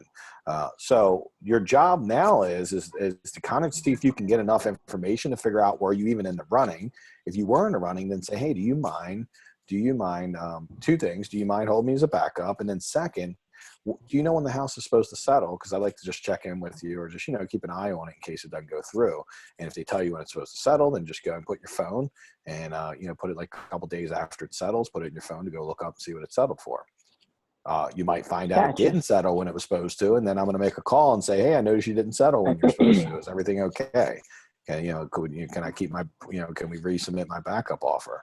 So it's really nice because let me just tell you what happens. There's so much psychology to this when you do this, because what happens is there's times when people get really difficult around settlement and they're like arguing over things. And if you're constantly calling saying, I got my backup offer, come take it, it's going to be great on my side, you're empowering the seller to like really go hardball with the buyer, because they're like, we'll just sell it to, you know, to Cinnamon. We'll just sell it to her, right? And like totally, because maybe especially if your offer is close, they'll just like, we're just going with the backup offer. Then forget them. I've seen them do that because they know you're there and they know you're serious. It actually starts to empower them to not like be easy on the buyer they have, because they're just, and it works like crazy, because things will fall apart with party one, and then you're just sitting there like, you know, waiting in the wind. Also, though, you're getting that information like, when did it settle? And no, it's never time. Well, obviously it's time. Well, so no, it's not time to move on at all. You're just going into phase 2 is the way to look at it. And phase 2 is going to be like check in, make sure, see if you're good enough to do backup offer, and then get that data where they ended up. Now, wherever they ended up, it is what it is. Don't get butthurt about it, because it is what it is. You know what I mean? You know, but I do like to know. I like to know who I lose to, just in case I got vital information. Right. And what else did I have? I think that was it. You can jump back on if you need to. If you think about it, you know, let's jump back on. Hey, Mike, I'll jump in with my wife since she's stuck. So we currently don't have access to the MLS. So we either go on Zillow or we actually purchase an application called Privy. So you don't get the same information from those two applications, those two sites, that you do from MLS. So for example, with the properties that we found, we go to Zillow to get the listing agent, and a lot of times it's the brokerage. So you call the office and you never get the agent. You just get some random person in the office. Yeah. They kind of seems like they're clueless. So it's like, so what do we do? They are. Oh, so I'll give you so on Zillow or Redfin, I'm not sure which one, you can find the actual listing agent. However, the reason they make it so hard for you to find it, you got to dig for it a little bit, is because Zillow actually makes agents pay them to refer them. So when you get that agent comes popping up, it's like in the office or whatever, they're actually paying Zillow to be there. They're like buying that ad space. So you got to look and make sure it says listing agent, right? Not just agent. It'll say agent, and you'll be like, oh, that's the agent. We make the assumption. But no, it has to say listing agent. And they do define that. They just don't clearly define it, because they want you accidentally calling the secondary person. And then Zillow is going to be like, we got you a lead. Like, you know, and then like, give us that $1,000 a month we're charging you. And that's how a lot of agents get business. They list their stuff on Zillow like that. So it's kind of in Zillow's favor and Redfin's favor to like make it a little more convoluted to find them. But the information is there 100%. Yeah, 100% it's there for sure. I mean, I've seen it. I know, because I've had to dig for it. One time I dug for it for 10 minutes and everything, like, why is it so hard? Like, what in the world? Like, it was tricky. I was like, this is crazy. I'm looking there and I didn't want to go on the MLS. And then I was like getting competitive. Like, why can I not find this? But you definitely can find it. It's there. Just look through it a little more detail, and you'll find that there's a listing agent versus it just says agent. Okay.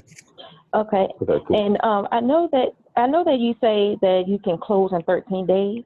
So for us, since we have hard money, is that possible for us? Can we say we can close in 13 days, or is it going to be really 30 days? All my offers are 21 days. I usually make them. I don't think there's a big difference between 14 and 21 days. It's usually, I mean, if you're in Baltimore, it's kind of impossible to settle in 13 or 14 days. The title work only takes about 20 in Baltimore. In the counties, you can do like 14 days. So, you got to know how fast you can even get like this stuff done legitimately. So, but I've not found, the banks have been pretty open to 14 to 21 days. So I would just make your offers at 21. And that should be enough time. If you got all your ducks in a row, that should be pretty good. Okay. All right.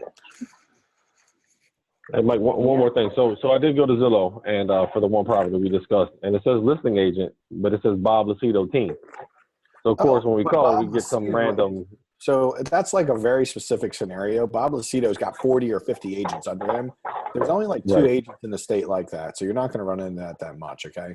The problem with Bob Lucido team is you're pretty much never going to win. Just, I've never bought one deal from Bob Lucido team. You know why? Because they pass them to their buddies. Well, he's got 40 people on his team. So who's getting the inside track, the 40 people on his team. So they're going to do almost anything they can not to not to work with you and not to like help you out, because they're going to try to keep it within the team. Now, if you do find someone on the team, then you become on the inside track if you can find someone. But you're never going to get a hold of Bob Lucido.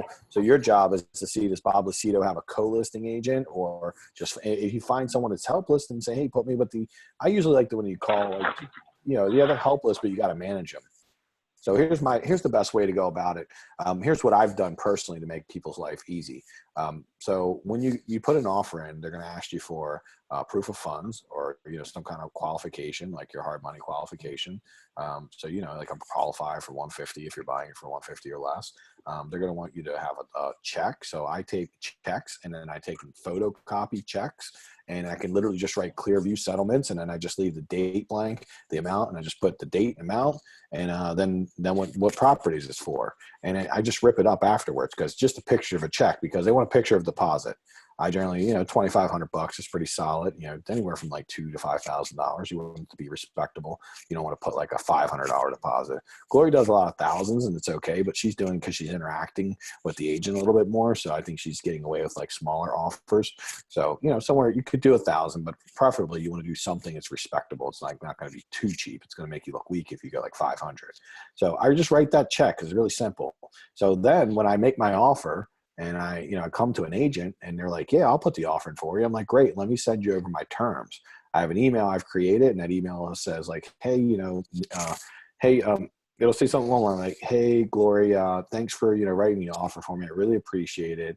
And obviously I have all my ducks in a row. So, I totally don't have no issue. I'm going to get you all the stuff you need. And I look forward to doing business with you and getting settled in 21 days. And here is, the terms of the offer I'd like you to put in. It's going to be how much I want.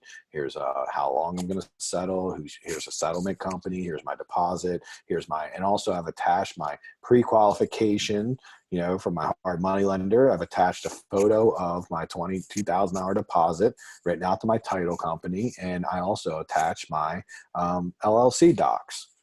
And so thank you. Please email me back if there's anything else you needed to make this offer. You know what I'm saying? So, and I might have like my address, or, I'm pre-thinking and making it easier for them so that they can be more competent. Now, if I meet an agent that doesn't succeed in that environment, then they really got problems, right? Because I'm literally just doing everything for them and making it super easy. It's just like cut and paste over, and they don't have to chase me for anything. So I'm just trying to make their life easy, because I want them to get the offer in quickly. So you'll get some bad people, but your scenario you just brought up on that house is actually a little more rare than you might know. It doesn't come up that much. Most of the time, the listing agent will take your call, and sometimes they won't. You might have to go with a co-listing agent or someone in their office. And I can say that most of the time when I end up with someone in their office, I coach them into being good enough. I've had one or two people that are a little bit flighty, like Tanya's house. That lady was a little bit flighty.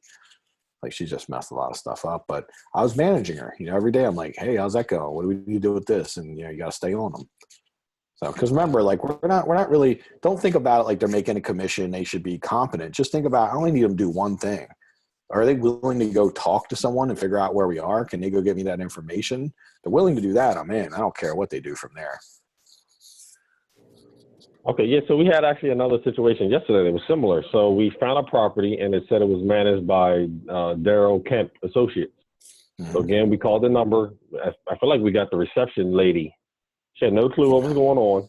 So it's kind of like, office, is that kind of when you coach them or just like you said, just kind of give them as much information as we can and just say, hey, you know, and or do we just call back at a later time and try to get somebody else? Well, that's possible too. So, I mean, whoever it is, if it's a reception at like front desk, just be like, can I speak to Daryl Camp or whoever it is? I need to speak to them. Yeah, we tried that. She's like, oh no, what did she say? My wife can answer that. What? Yeah. Yeah. She's probably got her phone off of me. Here I go. She said that he's the actual broker, so he's not, I guess, managing it. So no, he's not the actual listing agent then. So you probably just called him. Right. So who's the listing agent? I need to speak with the listing agent of the property then. So I think what's happening, because it's probably getting like, you know what I mean? You probably just need to look at it closer. And I think what's happening, some of the data is getting mixed up a little bit. So just be a little more careful with it. But if someone says, no, he's the broker, well, no, I need a listing agent for this property. And if you're like, well, I don't know anything about that, well, how would I go about finding out who the listing agent is for this property? And if they don't know anything, you got to go back to Zillow and search and figure it out. You guys also know that if you need comps or anything, you can just, I do have an email portal for my VA that you can send to them, and we can put offers in for you and help you out as necessary. So if you want to talk to me about that offline, I can help you out and make sure you're connected with the right information. So, you know, I do that for any student. I don't do it for people that aren't students because, well, I pay for it. So obviously it's just for the people who are in the paid group. Yeah, if you need a little help with that, I would say, but right off the bat, I think there's a solution to your problem, and it's just probably like a small detail or two that's being missed and a little tweak here and there. And I think you'll start finding the right information. So think about what would Columbo do? Well, you guys are pretty young. You know who Columbo is? Yeah, old ass detective. Pretty much, yeah. Great description. That's it. I mean, that's who he is. But he's slick, and he always like he asks a lot of questions, and you'd have to be like a detective, right? Just, you know, until you get what you want, or you get where you have clarity, and you're like, I'm very clear on what to do and how to do this. Then just keep asking questions until you gain clarity. Like if they don't give you what you need and you're still kind of confused, say, I apologize. I'm still a little bit confused. And you know, and I'm a little bit new or whatever. Is there any way you can I ask you a question again just to see if I'm saying it right? Maybe I'm saying it wrong. You know, feel free to just be open and trusting and just be like, hey, man, just need a little help. A lot of times when you ask politely like that, people love helping. You'd be surprised. It's actually a really good tactic to get people to trust and want to work with you. Because when you're not being like a slick. That daggone lady laughed at me. She laughed at you? Yeah, because I was like, well, is there a reserve set on it? And if it is, do you know what that is? So I won't be just making a offer. So she put me on hold and came back and started laughing, saying reserve, only reserves is only for auctions. Like, ha, ha, ha. Like, no. Well, I mean, listen, here's my belief. If you ever want to learn how to talk with people, and I call this social freedom. I just tell people how I feel. It took me a while to get there, but communications get really easy. And I'm like, I might be like, well, okay. I mean, I guess that was funny to you, but not to me. I'm like trying to figure some stuff out. You know, could you help me? Right. Maybe just be vulnerable, be easy. Don't get butthurt with them because, I mean, that is very rude, by the way. But that's kind of irrelevant. We're just trying to get the deal done. So if somebody says something to me, it's rude, I will literally say, well, that's kind of rude, but I understand. I mean, it's probably funny too. You know, it is kind of funny. I probably did that. You know, if you've been in the business a long time, I guess that's funny that you asked about a reserve. But at the same time, I feel like she didn't know. That's probably why she got off the phone. So I don't know. Maybe she's just being rude. Don't worry about that. Right. So get your game together. Look at it like this. Instead of worrying about what others are doing, get your game together so you start influencing what others are doing. You know, as they get on the phone, eventually the more practice you get, the better you'll be at like controlling the conversation. So you hear me on the phone, make it seem easy because I know what to say and when to say, and it's taking some time and practice of just what you're doing now. You're doing all the right stuff. You just have to get more practice in and start understanding more little different scenarios and all that. And that's how we learn, right? It's the best way to learn when you find, now you know, right? What is a reserve for? An auction. You got it. Yep, I know too. Well, I used to have an auction company, but I didn't know when I first got into the game. I didn't even know what a wholesale deal was for a couple months. I was like 2 months in, I'm like, so you say that you put it under contract? And how's that work? I was like all confused, and eventually it just kicked in. I was like, okay, you do that. That makes sense. I heard it like 35 times. So, Mike, I'm having a lot of hard times talking to agents who have like the real listing. Mm-hmm. They're not really never willing to give me information that I need or to like negotiate the price for me. But I've been having it easy with regular sales. They can go talk to homeowners. So how do I come on board with real properties to be able to put offers? I've not been putting offers on those because I've not been able to get through to the agents. What do you mean you can't get through to them? Meaning like you can't get them on the phone? Yeah, like sometimes I'll get them on the phone, but you know how you want them to give you a little more information. Yeah. Like, you gotta massage it. You gotta massage it out. If you do or say the wrong thing with them, it makes them shut you down, right? They get very like, so let me walk you through that because this is really good for anyone who's talking with agents. When you speak with an agent, there's some buzzwords you want to stay away from. One would be like, hey, can you write the offer for me? You could get both sides of the commission. We think that makes logical sense. They want both sides of the commission. But what happens is it actually brings up, let me mute her real quick. 1 second. Sorry about that, guys. What really happens is it ends up bringing up some stuff that scares them. They worry about dual agency, co-list, listing, dual representing someone. Because technically they're only supposed to represent one person. They're not supposed to represent 2 people. So it's actually important that you kind of never say like anything about the commission. So how I approach people is I ask them, and I'll role play it very quickly, and I'll just be like, hey, Glory, is 123 Main Street still available? And they'll be like, yeah, it's still available. Awesome. I'm looking to put an offer in. It's probably going to be right around full price. Obviously, I'm a cash buyer. I've been doing this a while, and I'll probably buy it as is, and real strong terms. Do you think that number makes sense to put an offer in? And they'll be like, oh yeah, it makes total sense to put an offer in. They always, if you say 30K less, they'll say that if they think they're not writing it. How I start to weed out, and I'm like, hey, well, Glory, would you mind doing me a favor? And they're like, well, what is that? Like, they think you're going to try to borrow $20. You're like, no, I'm just trying to borrow $20. I really need someone to put the offer in for me. Would you be open to just writing the contract? I don't need representation. So see, the key word here is I don't need representation. It diffuses the whole fear of them like representing a second person. I don't need you to represent me.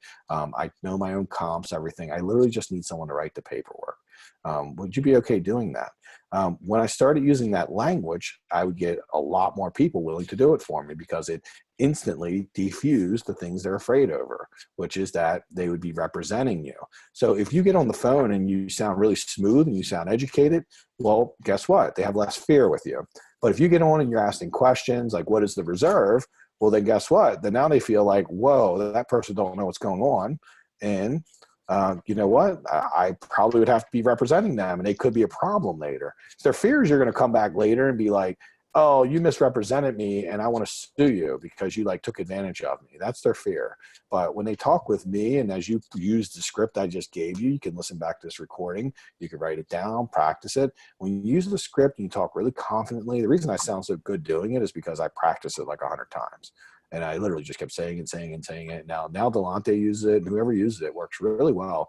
And Delonte couldn't get anyone to write for him. When he started using that script, he the first person he used it on was like, yeah, I'll write for you. Sounds good. And that was his first deal he got, by the way. He literally got the first phone call he made. He got a deal because the person was willing to write and gave us all the information. The guy even liked Delonte so much, we went to Chevy's to lunch with the guy before we got the offer accepted. And the guy literally took a 10K higher offer and told his seller that they were sketchy and that we were really cool. And the guy didn't take the 10K higher offer. It took us our offer.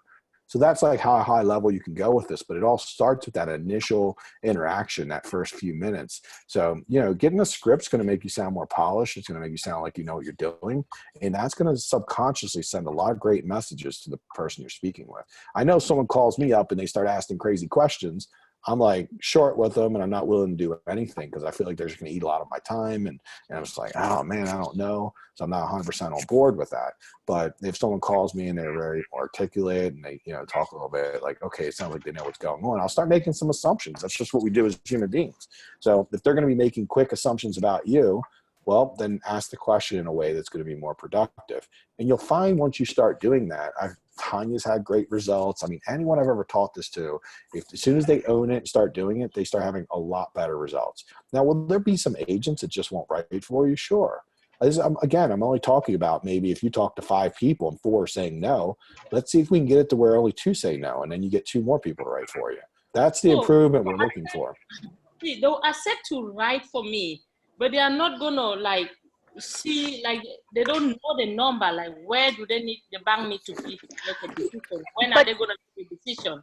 They don't give me that kind of information. But Mike, she was asking about REO agents like Gina. You're never going to talk to Gina, so you got to talk to somebody else in the office, right?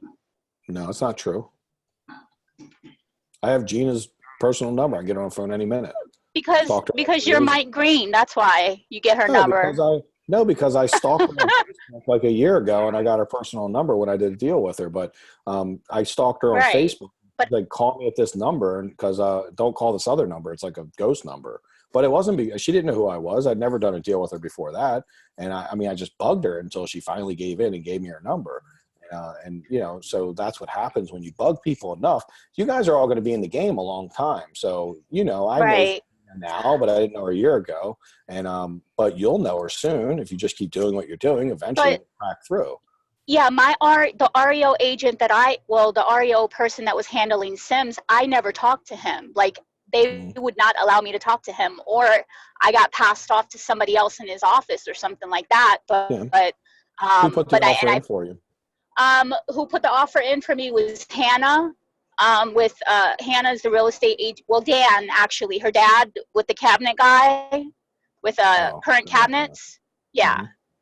Okay. So I work with Hannah, so she put the offer in for me, and then I got called back 2 days later that my offer was accepted.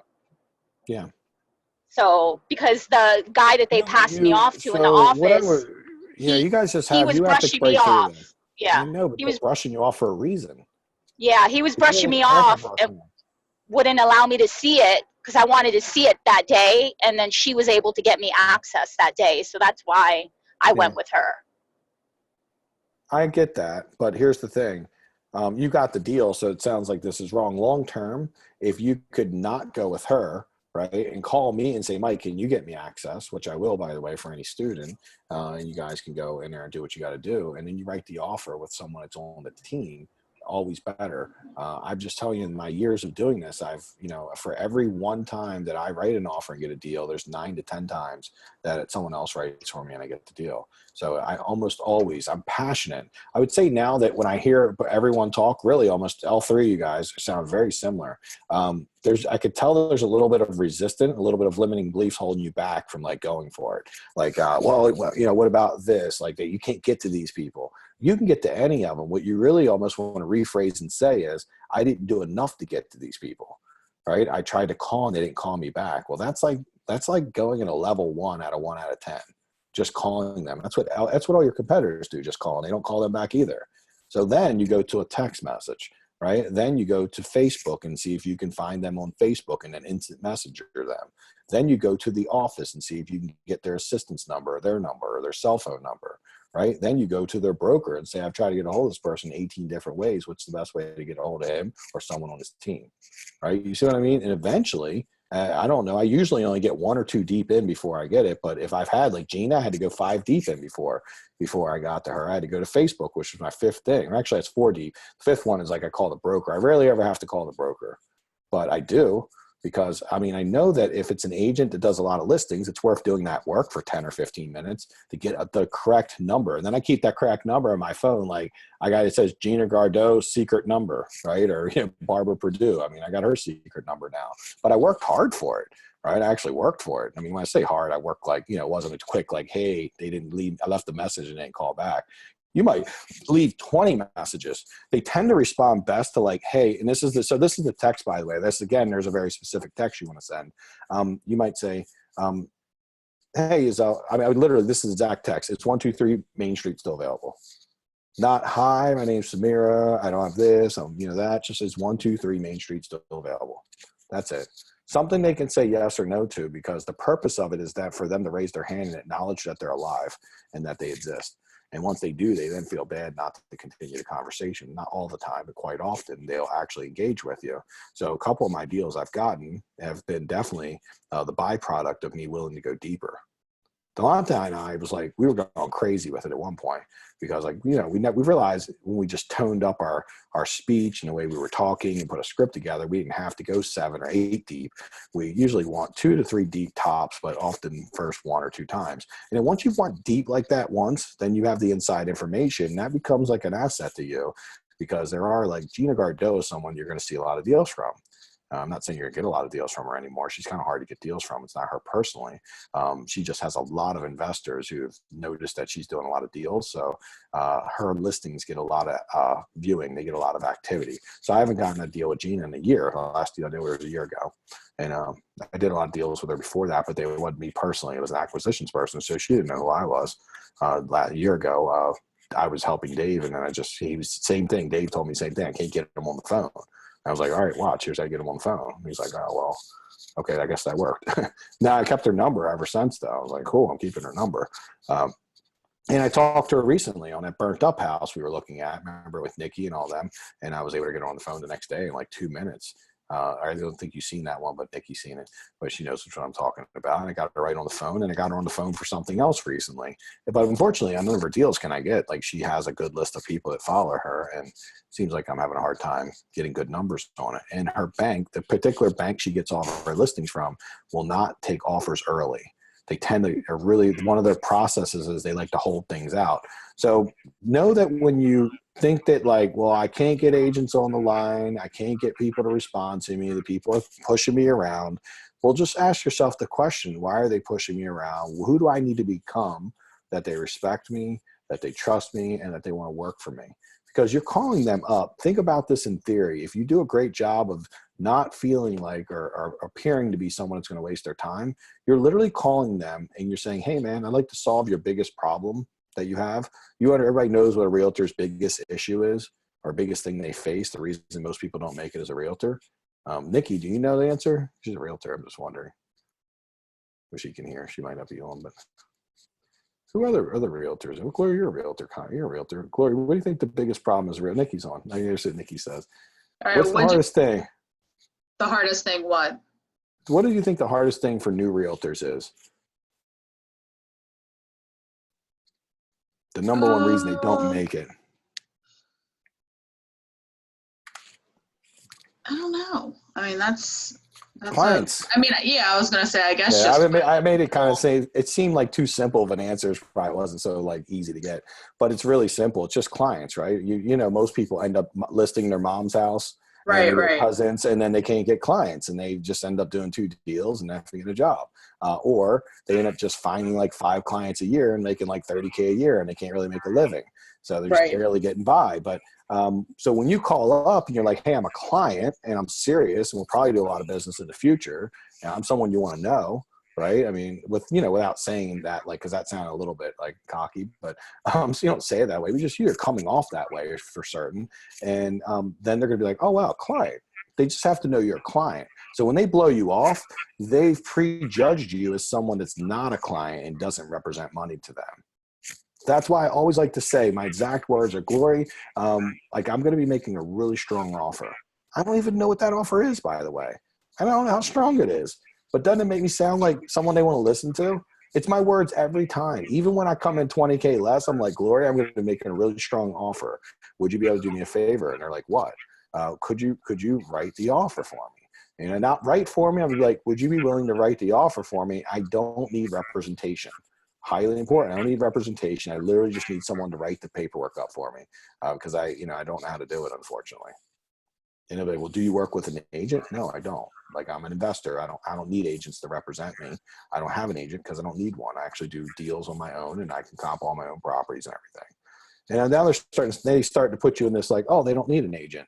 They don't need someone. I'm literally just writing the paperwork for them and grabbing the commission. And maybe I might have a client I can do business with in the future.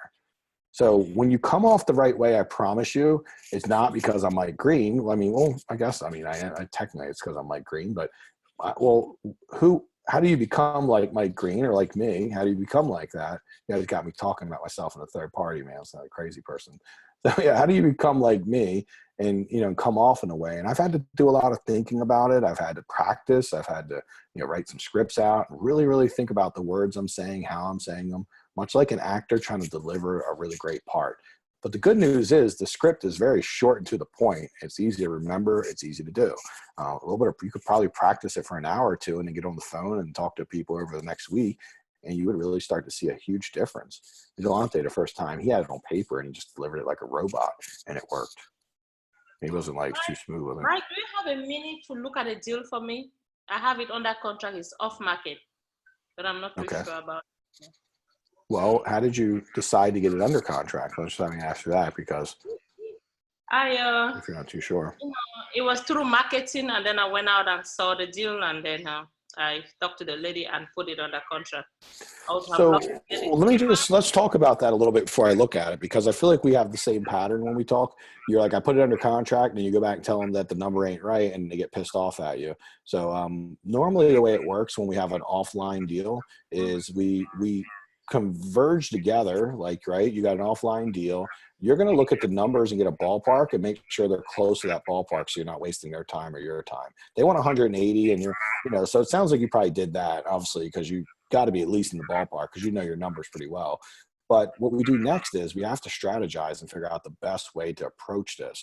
So there's two things that come up whenever we're looking at an off-market deal. When are they going to make the decision? So since they sign with you, they obviously were in a place where they would make a decision quickly.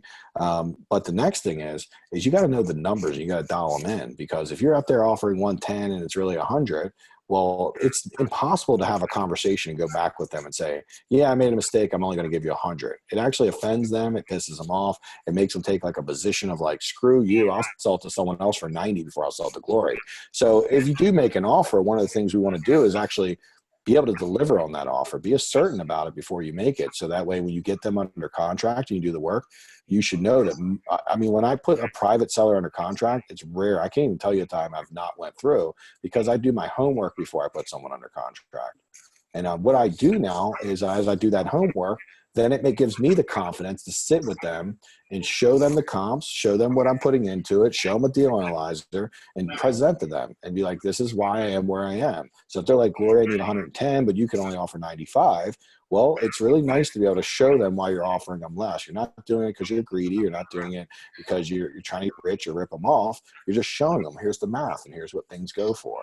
So like today, someone was like, hey, I want this and you can have my house and I get that. And I'm like, you know what? I'll call you tomorrow and I'll present to you. I said, here's how I do business. And actually you guys can use this script too if you want. But I said, the way I do business is I do a decent amount of houses. So I'm going to make you a really fair offer. I'm known for paying more than most people. Again, this is NLP. I'm known for paying more than most. It's kind of like biggest crab cake in town or best crab cake in town. Who the heck knows what that is? But I just like to use words like I'm known for paying more. And honestly, the way my system works is I like to come out, look at your property, see it in person, and then I'm going to look at the comparable houses and then look what I'm going to put into the property. And from there, I'll make you a fair offer, but allowing me to make a small profit. You see how I use the word small profit? Now, it might be 30, 50, 60. I don't care what I make. Everything's a small profit. That sounds fair to them. Like 100% of the time when I say small profit, and I'll be like, you're okay with that, right? And they're like, oh, 100%. I know you got to make a profit. So we get that off the table that, yeah, I'm making some money. But the good news is I'm not getting rich. And it's the reason that's important to you, Gloria, is because, if I make a small profit, it means I can offer you more. And that is what you want, isn't it? And they're like, yeah, that's what I want. Awesome. So what have I done in that little time period? I've won them over and I've created a belief with them that I'm going to do good by them, which I do, by the way, because that's why I take my time to get my stuff together. Because when I do make them the offer, if they say yes, I want to be able to follow through with it. So I can keep the trust that I was given and, and honor the trust that I was given. So then I come back and I set an appointment right there on the spot and say, okay, when would you like me to, come back, show you what I've come up with and give you an offer? And I'll be like, all right, well, let's set it on our schedule. I set it on the schedule because commonly, if you don't set it on the schedule, you'll call them back the next day. They don't answer.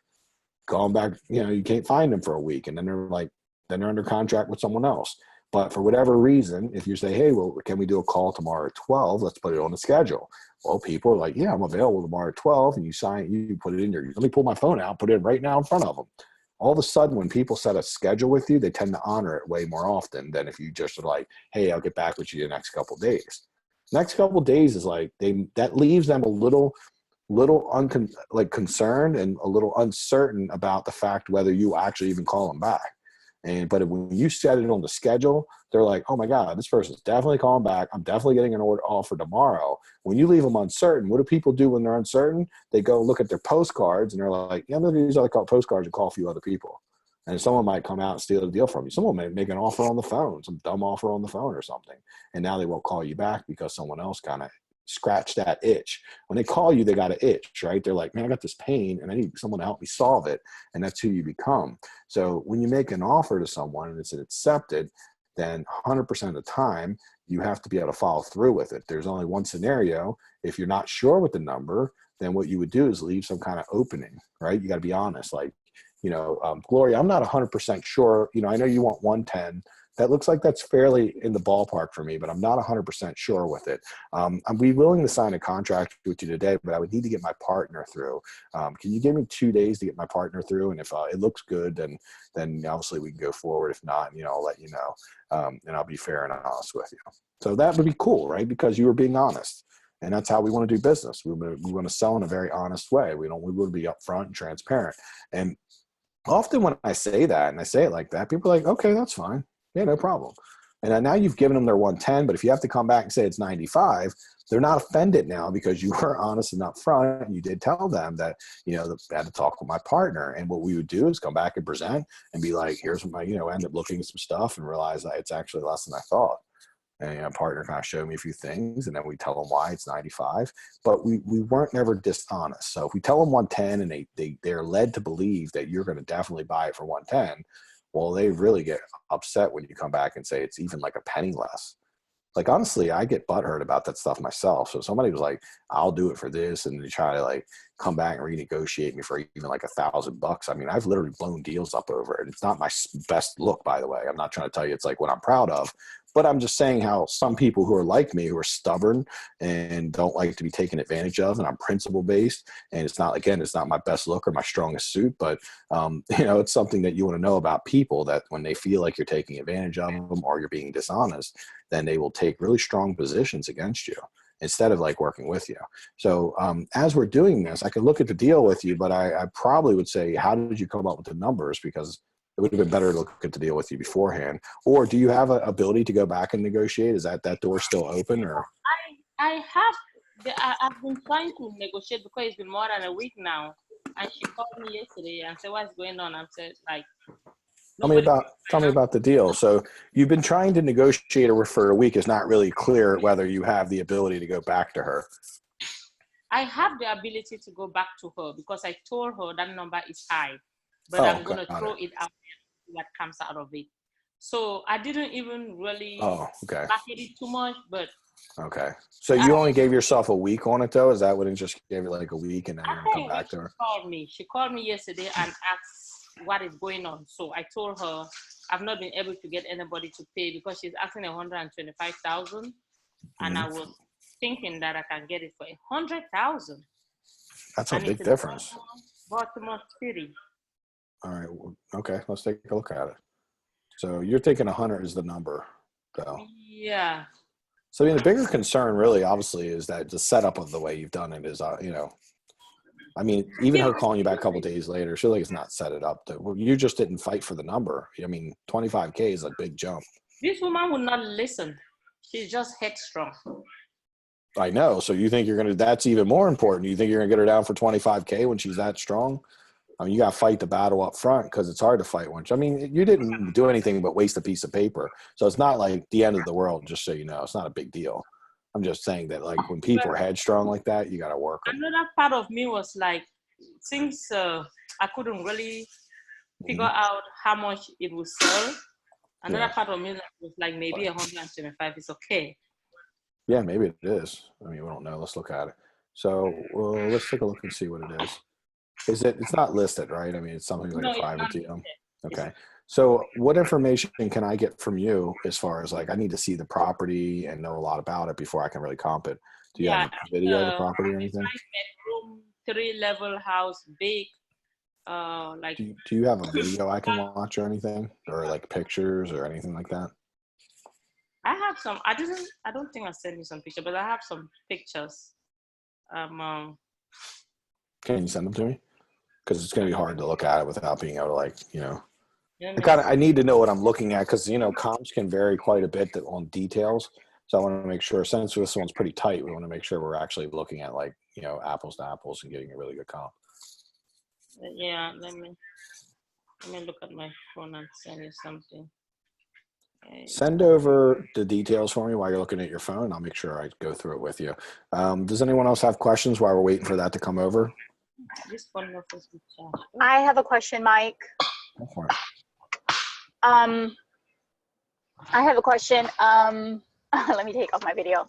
How do you figure out, like, I had a person reach out to me from the mailing, and she wants to sell her place, but because she's asking $135 for it, but I didn't go out to see it yet. But I'm wondering, I feel like it might be a good rental, maybe wholesaling it as a rental property. Like, are there figures to kind of figure out, like, if what she's asking is outside of, you know, what a rental property would be, you know, a wholesale rental property deal? Does that make sense? So think of it like this. A lot of times people think that like a rental will sell for more than if it's a rehab. Just go look at the comps and see what a house like that's selling for. Whether you rent it, rehab it, people only pay what it's worth no matter what the rent is. There's certain scenarios where you get great cash flow because that's what the market sells for. So, you know, Brooklyn, they sell for $30K and they rent for $1,000. Okay, because the cash, well, I checked the renter, I guess was a rentometer or whatever, and the rents for that area is $1,500. So, but she's trying to sell it for $130. So I don't know, like, is there a way worth though? Now forget that, because that's not how you're going to buy or sell it. I'll tell you, the equation is like 50% the rent, 60% the rent if it's a little bit better neighborhood. If it's an A neighborhood, maybe like 65, 70%. So you go 60 times the rent. So if they want 135, then, or if it's 1,500, you'd be paying about 75 for it to 80,000. You'd be all in. And if it's a nicer neighborhood, then it could be more than that. It could be upwards of maybe 100 all in. But when I say all in, I mean like buying it and having it rent ready, and, you know, would be all in. Like ready to rent. So 135 is high for 150, but it isn't really the best way to do things. What you need to find out is like her condition, her exact house, what is it selling for? What are people paying? And the rent thing isn't a very accurate way of doing it, because the rent thing has a big variable with it. Like, you know, when I was telling you 50 times the rent, that's like a D or C neighborhood, and 60 times like starts to be like a C neighborhood, and 65 like a B minus, and it really goes all the way up to like 75 times the rent.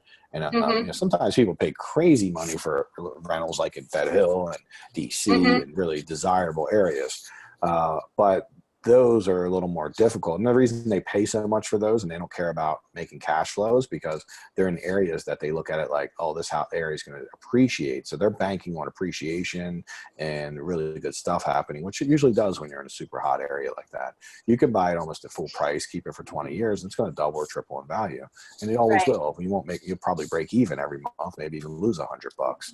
Like Michael Chow in Toronto, he had a rental that he was losing $200 a month on, but he had it for like 3 years, and he's like, yeah, man. I'm like, so like, it's awesome rental, I want to keep it. I'm like, well, you're losing $200 a month. But then I was like, well, let's look at it. And he's like, he had 175K in equity in it, like in 3 years. And I was like, yeah, I think I'd probably go and sell that. You're kind of at the top of your market right now. I mean, I'm not assuming the market's going to get a whole lot better. And, but you do take the risk if, like, you know, Trump loses and the economy takes a little bit of shift, he maybe it only gets 150K or 130K. He could lose like real money if he waits, you know, but then I was like, or you could stick in for 10 or 15 years and you'll make it out like a bandit, but you're going to continue to keep losing money every month. And he had a lot of cash in it too that he wanted to get back. So he could use that cash to run his business. So it was like important to him to get that back. But you get my point, is sometimes people buy that way. So just look at the comps and treat it like a rehab. What is it actually worth, do you think, fixed up? Well, for the most part, there's probably like a bathroom needs updating and all of that. But for the most part, it's pretty rent ready already. What do you think it's worth if you rehabbed it and sold it as a rehab? I'm sorry? If you rehabbed it and that? sold it as a rehab, how much do you think it would sell for? I'm not sure. I can't, I don't remember. Honestly, I need to go back to checking that information. Look at it like a rehab, just so you know. Remember her address. Yeah, I would actually start with looking at it as a remember. rehab and see if the numbers, how close the numbers are if it's a rehab. Because the mistake a lot of people make is thinking that if I could buy it as 75K as a rehab, but I could buy it for 110 as a rental. Yeah, it's not the way it works. People buy things for what they sell for on the market. So if there's 10 comps that say 75, that's kind of what they're going to pay in that ballpark. You might get them to pay 85, maybe even 90. But not like 40K more, if that makes sense, right? You got to be close to what the comps are, in my experience. Yeah, I was just curious, like I said, how the whole rental thing works, because honestly, she was saying that she's basically trying to make what her remaining mortgage is on that house. Like she's trying to not lose anything.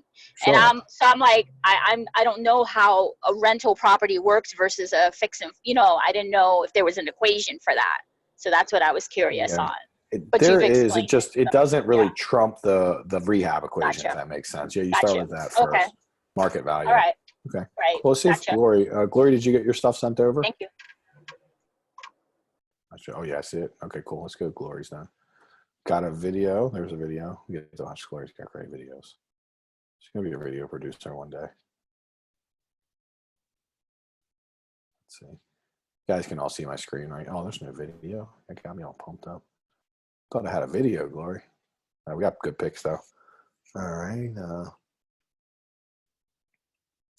Looks like a pretty decent house. And when I say it looks like all that weird stuff you're seeing is just paint. But the sheetrock looks good. The trim looks good. I mean, I don't know if you'd say the flooring. It's hard to say flooring, but overall it looks kind of good. But then that don't look as good now. We're going farther, a little older. It might look better than it actually is because you can tell it's kind of got an older feel to it. Sorry I'm going so fast. I think nothing able to see anything. The pictures are kind of not that great. Here's something that's really good for anyone in the group. I had this with Devore today. I was trying to look at one of her properties at short sales she got a response on, and the videos weren't that great of quality, and when the pictures aren't. I would say a big part of me being able to help you at the highest level is to take a little bit of time when you're taking pictures, take them on a wide angle look so they're not so thin and narrow, so I get a better feel, and try to take better quality pictures if you can. You don't have to buy $1 million camera, but sometimes just the focusing or having good light, like a flashlight with you or something, is pretty important to get a good result. So do that to the best of your ability, okay? And if you're doing videos, same thing. Just try to make sure you're getting like a nice, steady, good feel for the room, and you're really, because see, the better video you take, the more likely I can see all the details and give you really good response back. So, just take some time to get really good at that because it's going to help me help you. A good video generally takes for a whole house, like videoing everything at once is the best way to do it, and then upload it to YouTube, and then just send me the link from YouTube. And you'll end up having a bunch of videos on YouTube, but what's really cool about that is a lot of our deals, we end up like coming back to us a month later. Instead of us having to go back to the property, you can just go to YouTube and look the address up and look at the video you took and then remind yourself of the work you've done so you don't have to do it twice. I don't know why first 5 years I did everything twice and it took a lot longer. And I started thinking, oh, there's got to be a way not to do that. So a good video takes like 5 to 10 minutes roughly to really get through a house. It starts taking 15 or 20. I would say that's actually just too slow, and that'll probably drive me crazy. And you're also going to slow you up and make you like really inefficient because you're spending a lot of time doing it. So ideally, think of when you're going through a house. If you do a video and it's coming out 14 minutes, speed it up a little bit. If it's coming out like a minute and a half or 30 seconds, then slow it down and try not to send it in like 8 videos if you can. A lot of times people are doing like a bunch of short videos so they can try to send it through their phone. It's best to take one video on your phone and then just get a YouTube account. It's free, and just upload it to your YouTube account. Get in the habit of doing that so it'll be there for you. You won't have all these things stored on your phone and 19 clips everywhere from every property. It's just a better, more organized way of doing things long term. So the reason I say that is these pictures are a little bit iffy. They don't give me the whole picture. And Gloria, do you know anything about like the square footage, the size? Let's see if there's any outside pics. Some of these rooms look deceivingly good, but it's kind of tough to tell. I see like weird pipes in there.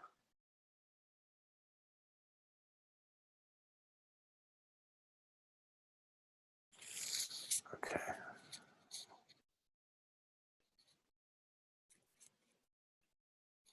Gloria, how much work do you think this is? Oh, there's the outside. Pretty big house.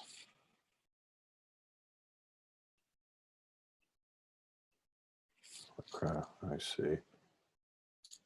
Make sure I got Gloria on here. Let me unmute you. Hey, Gloria, can you hear me? Oh, okay, I hear you. Yeah. Awesome. Let me see if you can. How much work do you think the house is roughly when you assessed it? Oh, is this a one unit? Sorry, it's a half a house.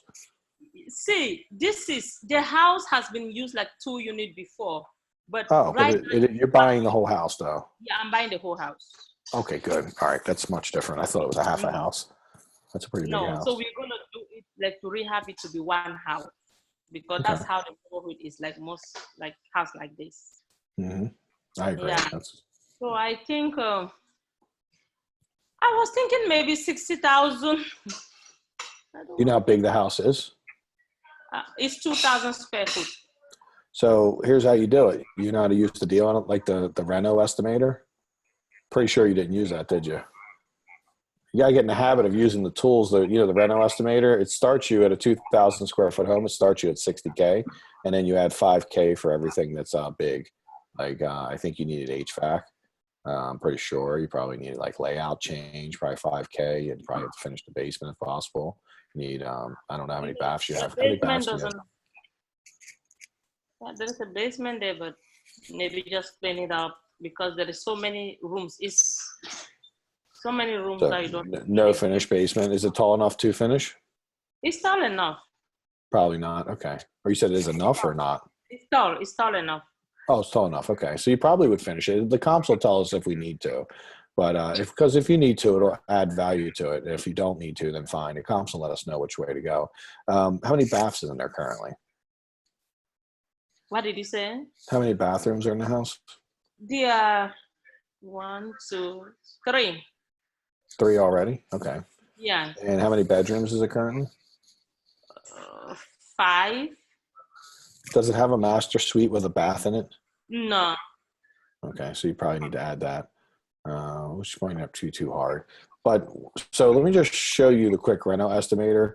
What I'll tell you when you're presenting a property, this will be really good because a lot of people are on the call today. We have a pretty busy crowd.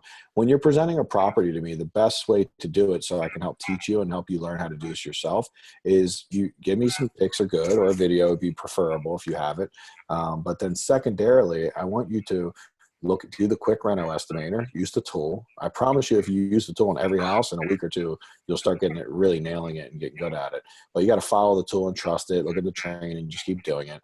And then go to the deal analyzer and then show me. So I want you to send me a screenshot of the deal analyzer, the screenshot of the reno estimator, and then a video link, and any comps if you want comps, or I can comp it. But if you at least give me that, and like an address and what the square footage is, how many beds and baths it is, all that information helps me. And what it does for you, it helps you because you're actually now, if you have all that information and you have clarity around that information, then your brain starts to be able to put it together. But a lot of times when people are like not analyzing well, it's because they're not getting all the information they need. So when you look at a house and you're like, I just can't figure it out. Well, the reason why there's missing information that's stopping you from figuring it out. So it means just dig deeper, ask more questions, get more information, and eventually the puzzle comes together. So sometimes that takes me a little while to do myself, right? I have to look at some things for quite a while sometimes, even with my experience. But often as you do it, you start to hone that part of your mind, and it gets quicker and quicker as you do it more and more. So this house, let me just walk through and show you guys how I would do it and how you should be doing it also.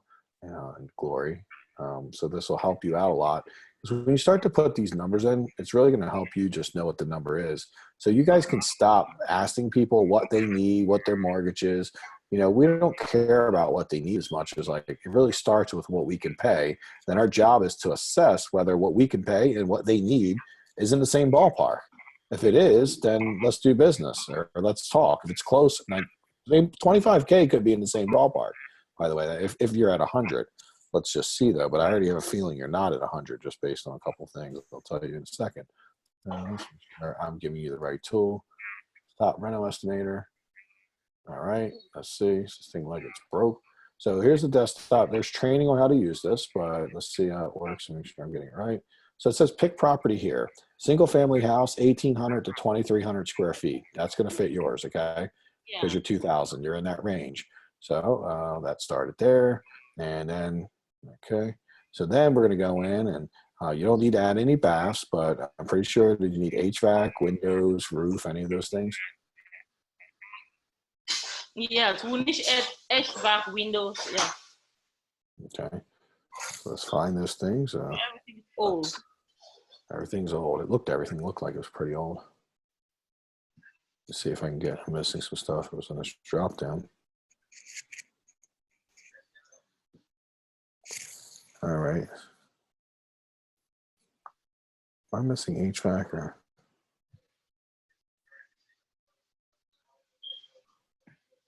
Okay, finish that high end deck, that bump out pool. Like I'm missing something.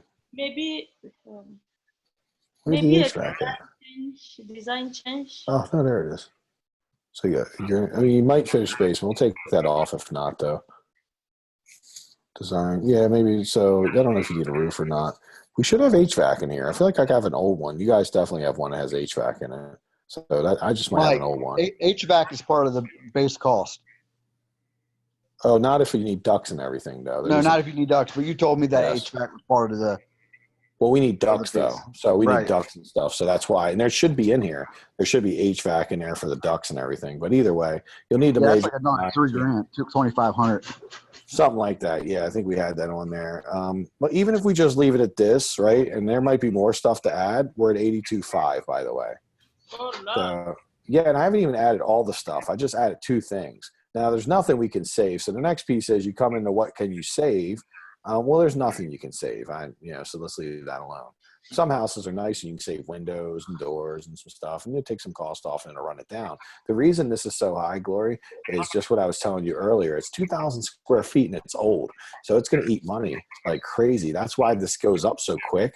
And it could be like 90 even, but I'm thinking 82 gets you in the ballpark. So let's just pretend you use this and you didn't even use it all that well. When you use this tool, it will absolutely get you in the ballpark and help you out. And I'm telling you, like when you start using it a lot and I start working with you to tweak you in, you'll start getting these numbers within like 5 to 7K. Often you'll just get it right. And when you're getting within the 5 to 7K, now you can see here's where I am and here's where they are and how far are we apart, right? Because if we're really far apart, then I need to make a decision. Like, is this worth my time or not? So what I would do if someone was really far apart from me is I on the phone would be like, we're really far apart.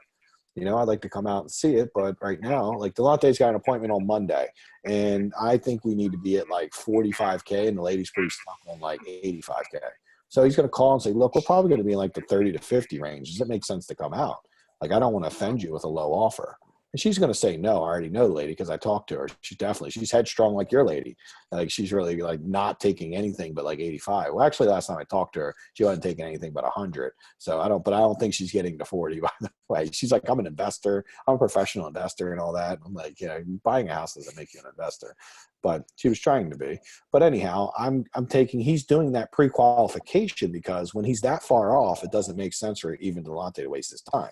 Now, if he says 30 to 50 and she's like, I would consider that, and I really need to sell this house, then we would go out and talk with her. Maybe we can even offer 60. I don't know, but I don't feel like he should take his time to see it. Now, with that being said, I don't do that on every property. I'm doing it with this lady because she's headstrong. She said she's an investor. I already had experience with her. I talked with her like a month ago, and he's taken over the lead for me because it didn't, she called me back and asked me, am I still interested in buying? And I was busy and couldn't run the lead. So I got a little bit of experience that she's not like a normal average person who is like, a little old lady or someone who just wants to sell. I know her motivation is not that high. Like she'll sell. She's motivated to sell if she can get her high number. But she's not motivated to sell. She's not motivated to the point where she'll take a discount. So doing a little bit of pre-qualifying, that's how we do it. So now let's look at the comps. Now we've seen the house. We know what we're dealing with. Let's take a quick look at the comps, and then we'll put all this together with the deal analyzer. So what I'm going through for you, I want you to go through first because I want you to mess it up. I want you to get it all wrong. I don't care. You often get it really right, though, Gloria, when you do the work. I mean, I've seen you bring some stuff to me and it was like spot on. You got knowledge, right? You're not new to the game. You're pretty smart about it. You're not doing the work is why you're getting it wrong though, because you're not actually doing the work. The problem is when I offer the price that will make sense and they keep refusing, I feel like, let me give them like, let me give them what they will take and see what will come out of it. Like, Yes, but you never really had your price in, though, is my point. So the topic of this conversation is you never got your price right. You never took time to do your de-analyzer. You know, your comps might be right. And we're going to look at that in a second.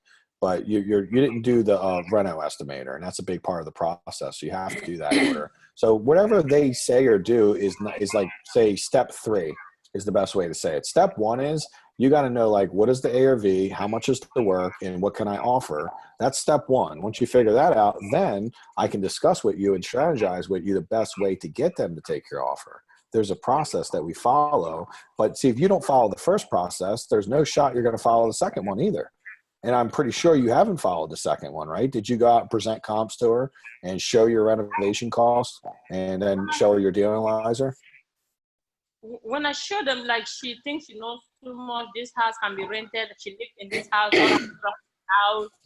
She feel like because she has not abandoned the house, somebody can live in it. You don't need to fix the stuff.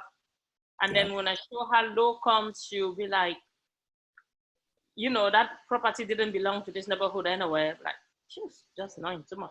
Well, listen, so you know that sometimes it's just a no, and then your best technique when people are know-it-alls is that, hey, listen, okay, well, this is where I'm at. What would you like to do? I mean, obviously, you've seen my numbers, and through the process, we're getting buy-in, just so you know. Like, when we're showing comps, then we don't just show them the comp, and we have to show them the comp and get buy-in. That's actually a really vital piece of it. So if you're showing them a comp and it's like, hey, Gloria, hey, see this house right here? Is this in your neighborhood or is this close to your house? It's like, no, it's not my neighborhood. It's not different. Okay, let me throw that one to the side. How about this one? Oh, that one's in the neighborhood. That looks pretty close to mine. Great. This sold for $75,000. Is there anything different about this over than yours? Oh, yeah. You know, I got a fence in the backyard. Okay, what do you think a fence is worth, Gloria? You think it's like maybe a couple $1,000 or so? All right, so you're thinking maybe like 80K. No, I need 130K. You see what I mean? They're going to be like, and sometimes you can sit there and give them the most logical argument, and they're going to hit you back with a non-logical response. But when you do this process, I promise you, it will take most people to where they need to be. And that's the key. Remember, this isn't about winning every time. It's about taking and using the best practice so we win more often. Like, my close rate tripled when I started following this process. And I just literally started doing this. I literally went from 1 in 23 to 1 in 8 because, like, I was starting to close to people that I wasn't giving enough information to. I started being able to, what I call thought reversal, right? Where someone has a thought, right? I think it's worth this and I really want that. Well, you're going to start reversing those thoughts to what reality is through data and through talking and getting buy-in. When you follow the process, like, every single student that follows the process gets an outstanding result even when they suck at it. It's because it's a better result than you're already getting. And it's always an improvement. And when you do it enough, you start to get really good at it. And then you start getting results that are like pretty epic because you're like, wow, I'm actually really good at this. The key is that you have to have the discipline to follow the system every time to the best of your ability. I don't always follow it every time, but the more you don't follow it, the more your results are going to suck, is the best way to think about it. So when you're having crappy results, the first question you need to ask yourself, like, if agents aren't putting your offers in for you and you can't get a hold of any agents, are you following the process, right? If you're presenting offers to sellers and they're saying no all the time, then are you following the process? The answer is going to be no almost 100% of the time in my experience. And even if you're like, I am following the process, then let's dig through it and let me see if you're actually following the process. And usually people are following it like a little bit of it. They're picking the things they like in the process and they're doing those and then they're throwing out the rest. But part of a process, for it to be good, it has to be complete and full, right? You have to follow it all. And I struggle with this. So anybody, it's like, I get where you're coming from, Mike, but I struggle with it. Well, so do I. And Delonte will tell you, he's been on appointments with me where I like didn't follow the process and I got a bad result and walked right out of there. I was like, shit, didn't follow the process. He's like, I noticed. And he's like, yeah, you always preach follow the process. And I was like, I know. And look at the result. It sucked. Like, we got in a corner because we didn't follow the process now. So I make mistakes. I'm not perfect. But what I will say that I do is that I'm self-aware when I don't, so that I can try to make sure next time I follow the process. So what happens with me is I follow the process like 5 or 6 times and then I get comfortable and I get a little lazy and I follow it a little less until I get like smacked in the face and I like lose a deal I should have got. And I'm like, man, I'm going back to the process, man. I hate losing. So I'm going back to the process. So start with just really trusting and believing in the process and following it so you can get some results from it. Let me pull these comps up and take a look at it for you. And this is going to make you better so that when you see a deal, it'll help you have a better understanding of what a deal is and what a deal isn't. It's like, I don't know if he's like, let me make sure I'm in the right place. I feel like I'm not in the right place. The picture's kind of irrelevant. Oh God, don't tell me I got rid of everything. All right, cool. I didn't get rid of everything. Awesome. What is your address? You have that, Corey?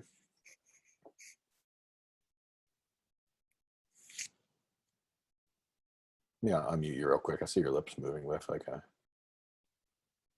oh crap, like you're super muted.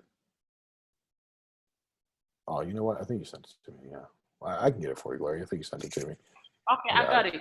4405 Valley View. I got it too. We were the same time.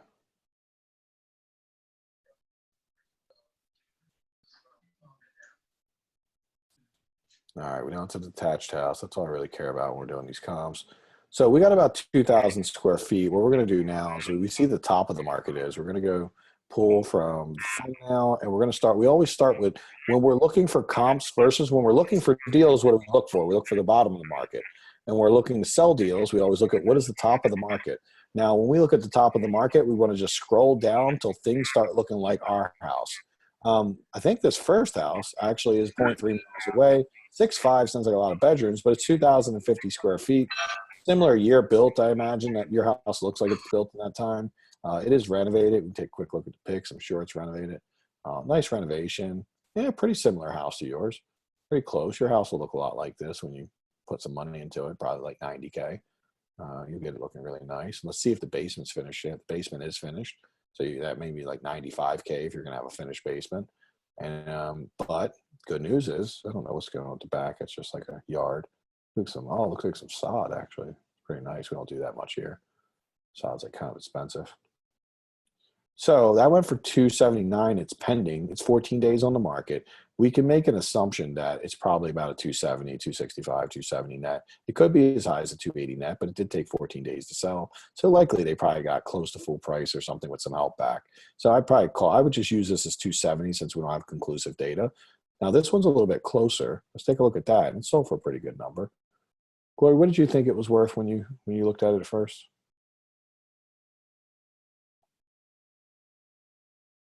Oh yeah, we got you. Oh, you're back in. How much did you think it was worth when you initially looked at the comps? I had it on 250. Okay, you might be right. I mean, I'm not done with it yet. I mean, obviously the first comp we've seen is kind of high, but they might get lower, and the ones that are lower might feel more real.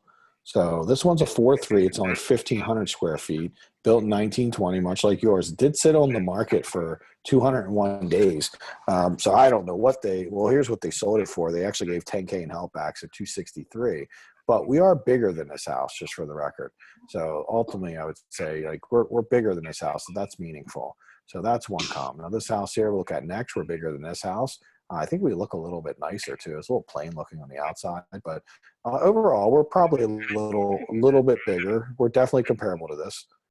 Oops, wrong one. I didn't mean to look at that. Oh crap! 1 second. Sorry, guys. Dyslexia. I'm like going the wrong way. My brain was like, hit that button, hit another button instead. All right, let me go back. So we'll take a look at these pics.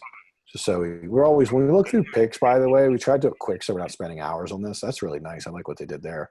So I love that. Hey, when I see something I like, I always take a screenshot. So like if you see something you really like someone was doing, it looks beautiful, doesn't it? Probably, honestly, probably only cost about maybe $1,000 to do that. Maybe it might be a little, probably no more than 1,000 to do that. It looks really nice. Definitely some curb appeal there. But it's funny though, they did that beautiful thing, but then the whole rest of the house just looks awful. Like they could have put some shutters on this, maybe a little round window at the top, you know, something to make it look a little bit nicer. I mean, if you just put shutters on that, it wouldn't look so boxy. But other than that, it is a very nice house inside. Looks really good. You know, great open space, everything you'd want. It's 1,800 square feet, and let's see what the net ended up being. And does it have a finished basement? Will be a question. Beautiful yard, nice privacy fence, nice deck. Great house.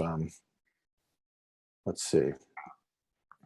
Yours on Valley View Road too. So I don't know. I think Valley View Road is sometimes nicer, by the way. 1,500 square feet. I'm trying to see one thing real quick. Fully finished basement. Okay, so we got a fully finished basement, and it took 57 days and no give back on it. So it did sell for, or no, sorry, it was give back 10K, 245 for this one, Christy Cobb. Yeah, I mean, I probably would think 250. I know where you're coming from. I mean, 250 is a lot for that neighborhood, just for the record. It is quite a bit. And I mean, because that's a lot of money over there. But you got 2,000 square feet. So here's Valley View Road. That's yours, right? That's where you are? Yeah, Valley View. So this is a 5.3, but it's only 1,600 square feet. And it's also like a Cape Cod. So see this house? It's like a Cape Cod with dormers on it. So your house is much nicer feeling than this, right? This feels smaller. It's not going to, your house is nicer, has more curb appeal and all that. The renovation's nice. It's a little more old school, but not exactly, because that's kind of old school. But overall, very nice. I mean, looks good work. Nothing wrong with this. Just going through it quickly, just see what we got. So then we're going to, once we look at it, just to confirm that it has finished basement, it is a renovation. That's what we're looking for. The one thing we see, all the top comps, you can see they're clearly renovations, right? So it's very helpful to know. And the next thing we look at is square footage. We're bigger. Then we're going to have 15 days on the market, and looks like no help. So they ended up netting 247. Oh, no, it's active. I'm sorry, guys. That didn't sell. So that's 15 days on the market. That was tricky. I got tricked. That one didn't sell, so let's not pay attention to that. Trick. I only looked at because it was on your street, and then I missed it. It wasn't even actually sold. Valley View, by the way, is a pretty nice street, just so you know. Okay. Did it feel nice when you were there? So this one, again, another odd-looking house overall. 4.2, 20. Okay, it was like simple, but that's, again, I don't know where this is, like weird-looking homes. That's That one is just different from any house in the neighborhood. It's directly opposite mine. Is it? That house is weird, but yours is actually a really nice, desirable design. The one you have is what people want. Just so you know, that thing's just weird looking. But I mean, overall, it's a nice house. Someone will buy it, but it isn't the best looking house for sure. And yours actually has a lot of character. Like, a lot of people love the older homes with the character. Yours has really beautiful character. It's a very nice house. This is just like they're building some stuff up on it. It's different looking. Yeah, it's odd. Okay. Never see anything like that in a neighborhood. And it's on Valley View, though. And Valley View, from what I know. So, but it is still, though, similar square footage. Let's see what it closed for, how long it took. 42 days. And they gave like 12K back. So, yeah, that's about 235. So my guess is 250 is probably the number I would use, because the houses that are like 230, 240, 250 are a little smaller, not quite as good. And then when I seen like 270s, they felt like potentially better, like overall. They had like big yards and, you know, some nicer looking big decks off of them. Yeah, full finished basements. You might be a little hard to get to those. And I'm not saying you couldn't get that number, but I hate using the highest numbers. I really like to find the numbers I feel comfortable with. So when you take the higher numbers out and the lower ones, it kind of pushes us towards 250. I think you got the 250. Like, I personally, that's what I would go with, is 250, even after looking at all those comps. I really like, so I think you did a good job on that. However, looking at the comps now, knowing we need to finish the basement, I would probably say you're sitting at like 90K. So I think that's going to mess your number up, and well, I know it's going to mess your number up. Everything always does. So let's see, 90K. All right, $9 works. I'm sure that's going to be a good profit. You'll make kind of like a bandit. So this one, you'd lose 4,000 at 125. So you probably like 90K is where you need to be. Yep, 90K. So I actually almost always know that, just so you know. One thing you can learn about that neighborhood is that if a house needs full rehab like yours does, you're often going to be somewhere between 70 to 100K to buy it. Like, just depending, like maybe like more towards like 60 to maybe 60 to 80, even when it's that much work. If it needs 50 or 60, which is unusual for that neighborhood, that neighborhood does tend to be around like 65 to 100K renovation. 65 is really the low end. And because they just eat a lot of money. They're old, you know, they're big. They need a lot of stuff, and they suck money up. So with that being said, I've done about 200 renovations in that neighborhood alone, and it ultimately, I just pretty much always buy stuff right around the price I just told you. The one I buy stuff all the time. The one I was looking at today, the one I lost on the MLS is not far from here, and it was I could have picked it up for 94, and it's in way better condition than that house. Like it only needed $62,000 versus 90. And that's why I was mad, because I could have got it for 97 actually.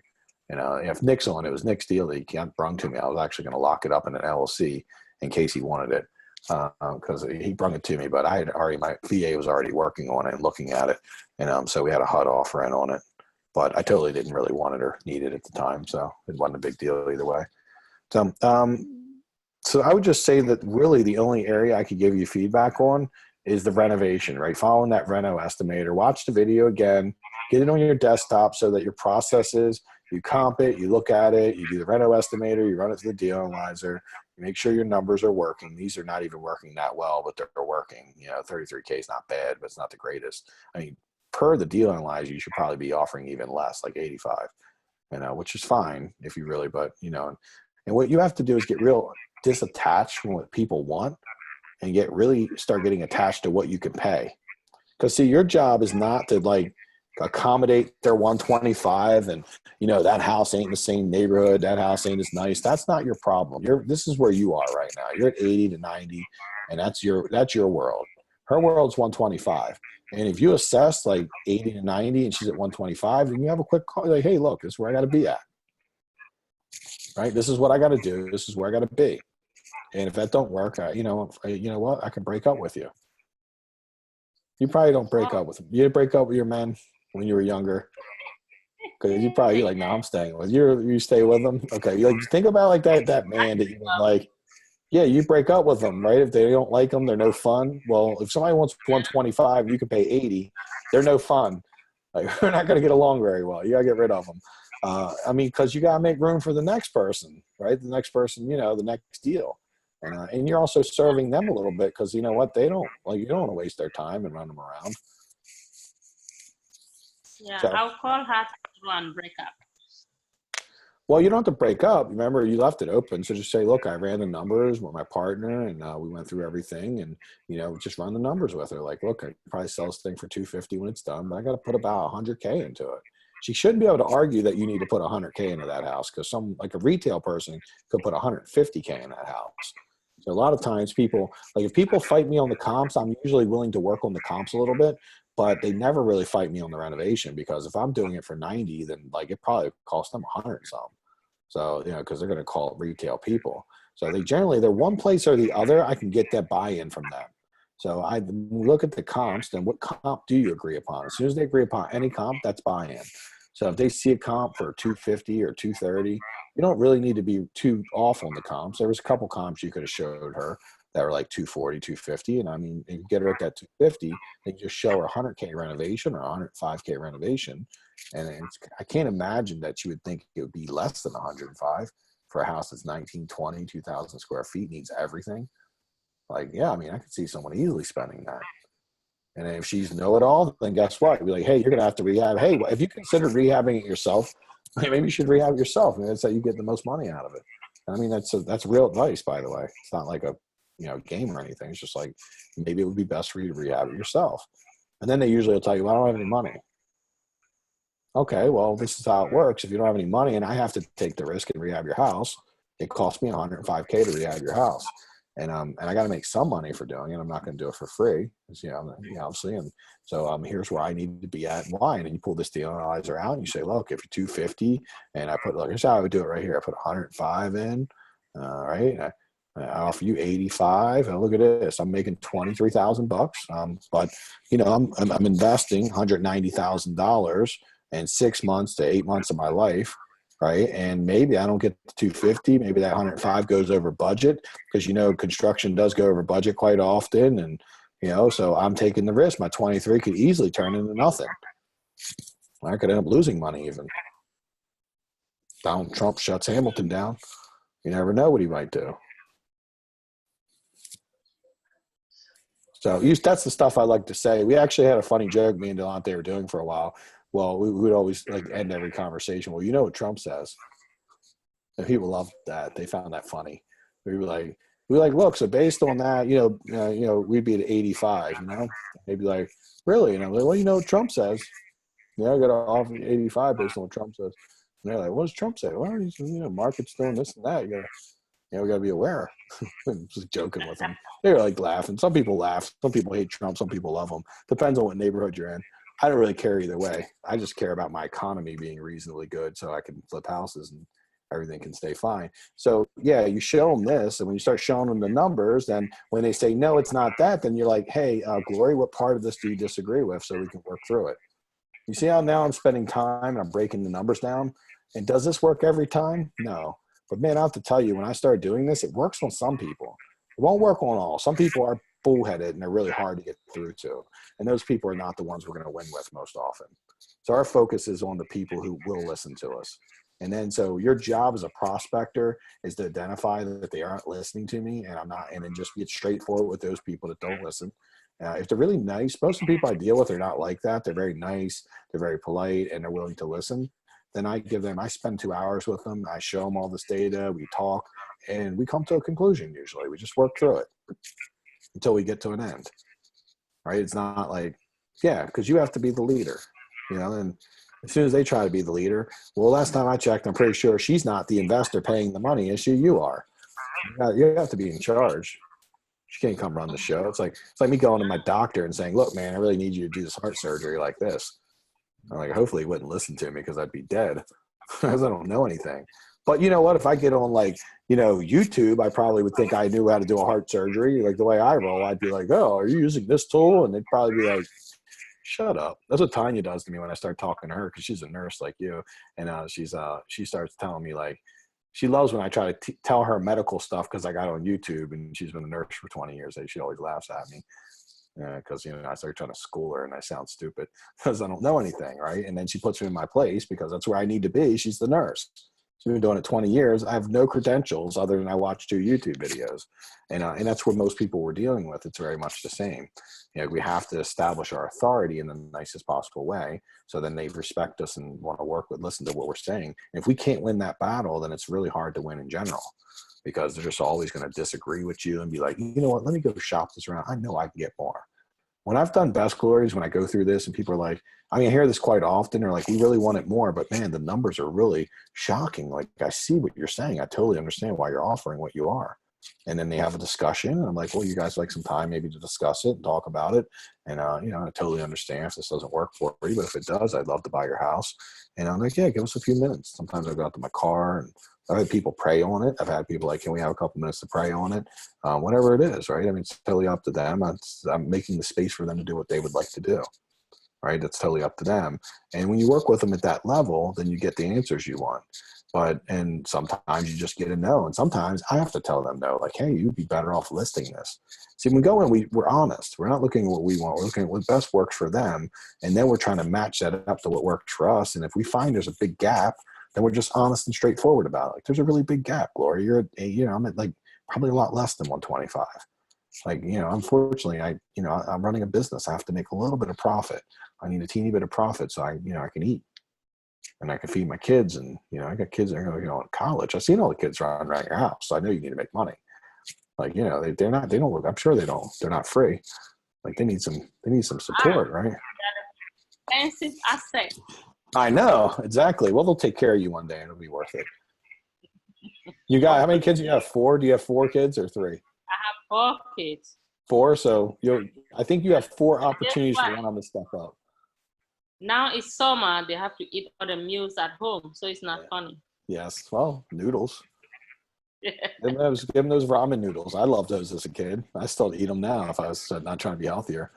They're my favorite. Like 3 for $1. All ramen noodles are the best.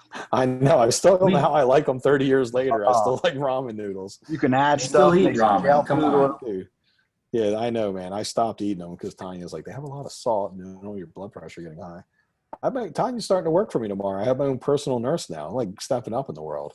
You know, she's like, I told her what we're going to do is I'm getting on a diet and she's going to help me stay on it. And I gave her permission to like come by, like, I have a candy bar in my hand and just smack it out of my hand and call me a fat bitch. And she's like, I'm not doing that. And I was like, I give you permission to do that. That's what I need. Like, I need somebody to like hold me accountable. And I would laugh at you for sure. I'm not going to be offended, but like, I'm not joking. Like, punch it out my hand. Because I need someone to shock therapy me into like stop eating cake and stuff, because it's ridiculous.